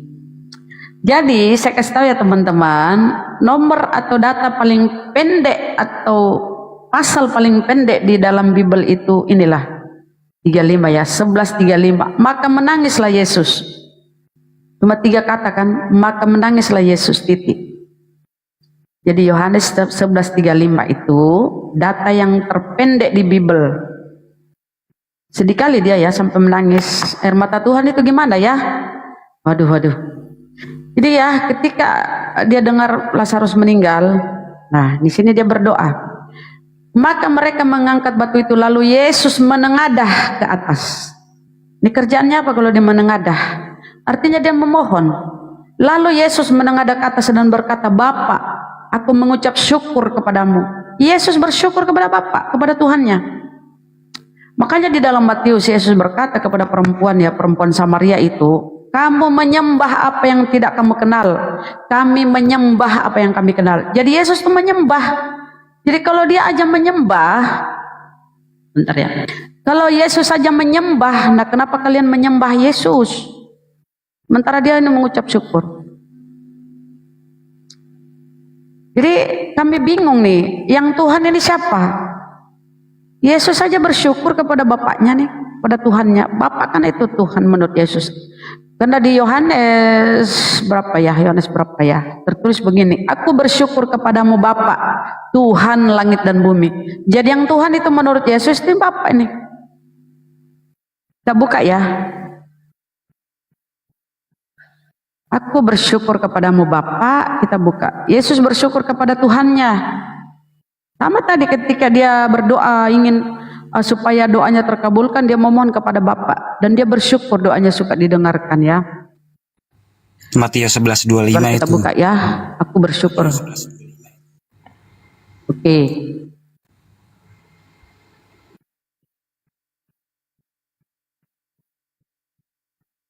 Nah, ketika Yesus berkata, nih, pada waktu itu berkatalah Yesus, aku bersyukur. Yesus ini orang soleh, dia selalu bersyukur kepada Tuhannya ya, kepada Tuhan. Aku bersyukur kepadamu Bapa, Tuhan langit dan bumi. Jadi yang Tuhan itu Bapa. Nah kalian ini terbalik-balik malah menuhankan Bapa. Yesus menuhankan Bapa, kalian menuhankan Yesus. Kan gak nyambung ya kan? Nih. Pada waktu itu berkatalah Yesus, aku bersyukur kepadamu Bapa, Tuhan langit dan bumi. Simpel memahami perkataan Yesus itu. Jadi yang Tuhan itu adalah Bapa atau Allah atau apalah sebutannya ya. Jadi kalian itu kenapa terbalik-balik otakmu itu sampai menuhankan Yesus sementara Yesus saja bertuhan. Nah kita masuk lagi data ya. Saya senang pakai data-data aja ya daripada debat kusir. Kita kasih data lagi. Kalau kamu membantah data-data Bibelmu ya itu urusanmu ya. Yang penting kita udah kasih tunjuk data bahwa Yesus itu menyembah. Nih, ke Yesus ya.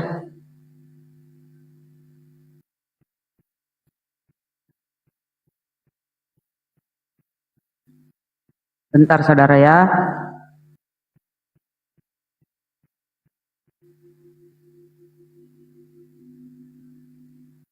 Nah, kita lihat datanya ya. Apa kata Yesus kepada perempuan Samaria? Kamu menyembah apa yang tidak kamu kenal. Kami menyembah apa yang kami kenal. Ini Yesus yang ngomong ini ya. Yesus yang ngomong. Kata kami di sini. Yesus masuk di sana ya. Ini kata jamak nih. Kami menyembah apa yang kami kenal. Ya, coba kita buka datanya secara langsung ya. Yohanes 4:22. Yohanes 4:22 kita buka ya, brother ya.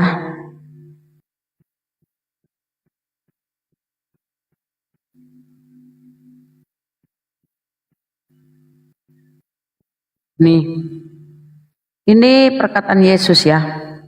Kamu menyembah, ini ketika dia berbicara dengan perempuan Samaria di sebuah sumur ya, ketika Yesus berjalan cukup jauh, maka hauslah Yesus, kemudian dia singgah di sebuah sumur. Dia ngobrol dengan perempuan Samaria. Nah berlanjut obrolan ini ya, kata Yesus, kata perempuan Samaria itu akan datang juga kepada kami seorang Mesias, atau yang disebut Kristus yang akan menyampaikan segala sesuatu kepada kami. Kata Yesus, akulah dia, akulah Mesias itu. Nah, ini sambungan percakapannya ya. Kamu menyembah apa yang, oh my God, kamu menyembah kepada perempuan Samaria ini. Yesus berkata, kenapa pula kabur? Hai, hai. Kamu menyembah apa yang tidak kamu kenal. Kami menyembah apa yang kami kenal. Sebab keselamatan datang dari bangsa Yahudi. Nah, Yesus menyembah. Kalau Yesus menyembah, brother, kenapa kalian malah menyembah Yesus? Nah, silakan. Siap. Saya ya, teman-teman Kristen. Itu ada Pak Pendeta, disapa dulu Bunda. Maaf saya agak noise lagi di luar, bentar. Lanjut. Selamat pagi Bang Christian. Selamat pagi. Silakan. Ya, Ya, silakan. siap. Saya dulu Pak Pendeta ya. Pak Pendeta kah ini? Iya Pak Pendeta Christian. Oh ya. Oke, saya dulu nanti mungkin kalau ada yang kurang silakan ditambah Pak Pendeta. Ya, Jadi silakan. begini. Fokus diskusi tadi kita adalah tentang kuasa yang dimiliki Yesus. Saya sudah katakan, kalau disimak ya di awal, bahwa kuasa Yesus yang tercatat di Alkitab bukan hanya ketika dia membangkitkan Lazarus. Dia juga berjalan di atas air. Dia mencelikan orang buta atau menyembuhkan orang yang buta, menyembuhkan orang yang lumpuh, mengubah air menjadi anggur. Banyak kuasa-kuasa Yesus yang diperlihatkannya. Bukan hanya ketika dia membangkitkan Lazarus. Seperti itu Bun yang mau saya sampaikan. Nah kemudian kalau Bunda membawa tadi nas tadi, maka topik pembicaraan kita sudah berubah dia. Bukan berbicara tentang kuasa, tetapi kenapa orang Kristen menyembah Yesus. Di mana kami tidak menjadikan Yesus sebagai Tuhan, tetapi kami mengakuinya. Yesus tidak menjadi Tuhan bagi umat Kristen, tapi mengakui Yesus adalah Tuhan. Bukan menjadikan seorang manusia menjadi Tuhan, tetapi mengakui Yesus adalah Tuhan. Itu aja yang mau saya sampaikan menanggapi pernyataan Bunda. Saya ingin Saya ingin bertanya, menurut Bapak, Tuhan itu gimana sih? Tuhan itu kriteria Tuhan itu menurut Bapak itu gimana? Ya, saya apakah belum Tuhan selesai. itu udah jangan terpanjang Pak, kami sudah tahu isi Bibelmu. Saya cuma tanya, menurut Bapak Yesus yang Anda anggap Tuhan ini, kenapa dia berkata di Yohanes bahwa dia tidak bisa berbuat apa-apa? Dia tidak bisa, aku tidak bisa berbuat apa-apa dari diriku sendiri. Nah, saya ingin tahu, menurut Anda, pemahaman Anda, Tuhan ini apa? Gimana ini Tuhan ini? Kriteria Tuhan itu gimana? Definisi Tuhan. Agak susah juga kalau kita narasi terus dipotong. Ya, Lah, jadi saya jangan cuma iman buta, Pak. Coba penjelasannya apa itu Tuhan? Gimana? Bun, jadi begini, saya hanya menjelaskan tentang kuasa Yesus. Enggak usah Bapak menjelaskan. Kami sudah paham Bibelmu. Saya hanya ingin pemahaman Anda tentang Tuhan ini bagaimana. Jangan-jangan Anda Tuhan ini coba. Saya ingin dengar dulu. Kenapa Tuhan Bunda itu apa, ketakutan banget kalau saya Ngapain menjelaskan? ketakutan sama penyembah manusia, Pak? Enggak ada kami ketakutan. Saya hanya tanya. Saya hanya tanya karena Anda mengatakan kanda hebat itu Tuhan Anda bisa jalan di atas air. Kadal pun bisa jalan di atas air, Pak. Ya. Orang-orang hebat, orang-orang yang dikarunia itu bisa jalan di atas air. Banyak orang-orang terdahulu itu bisa. Nah, makanya saya ingin tahu pemahaman Anda tentang Tuhan itu bagaimana. Sudah Bun, kalau Bunda mau bicara silakan bicara sampai Ya saya 3 minta jam. Anda menjawab Saya diam aja. pemahaman Anda Kalau tentang Tuhan Bunda- ini gimana.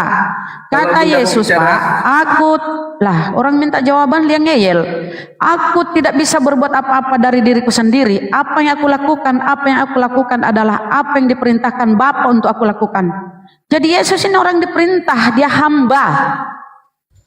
Saya minta datanya menurut Bapak Tuhan itu apa?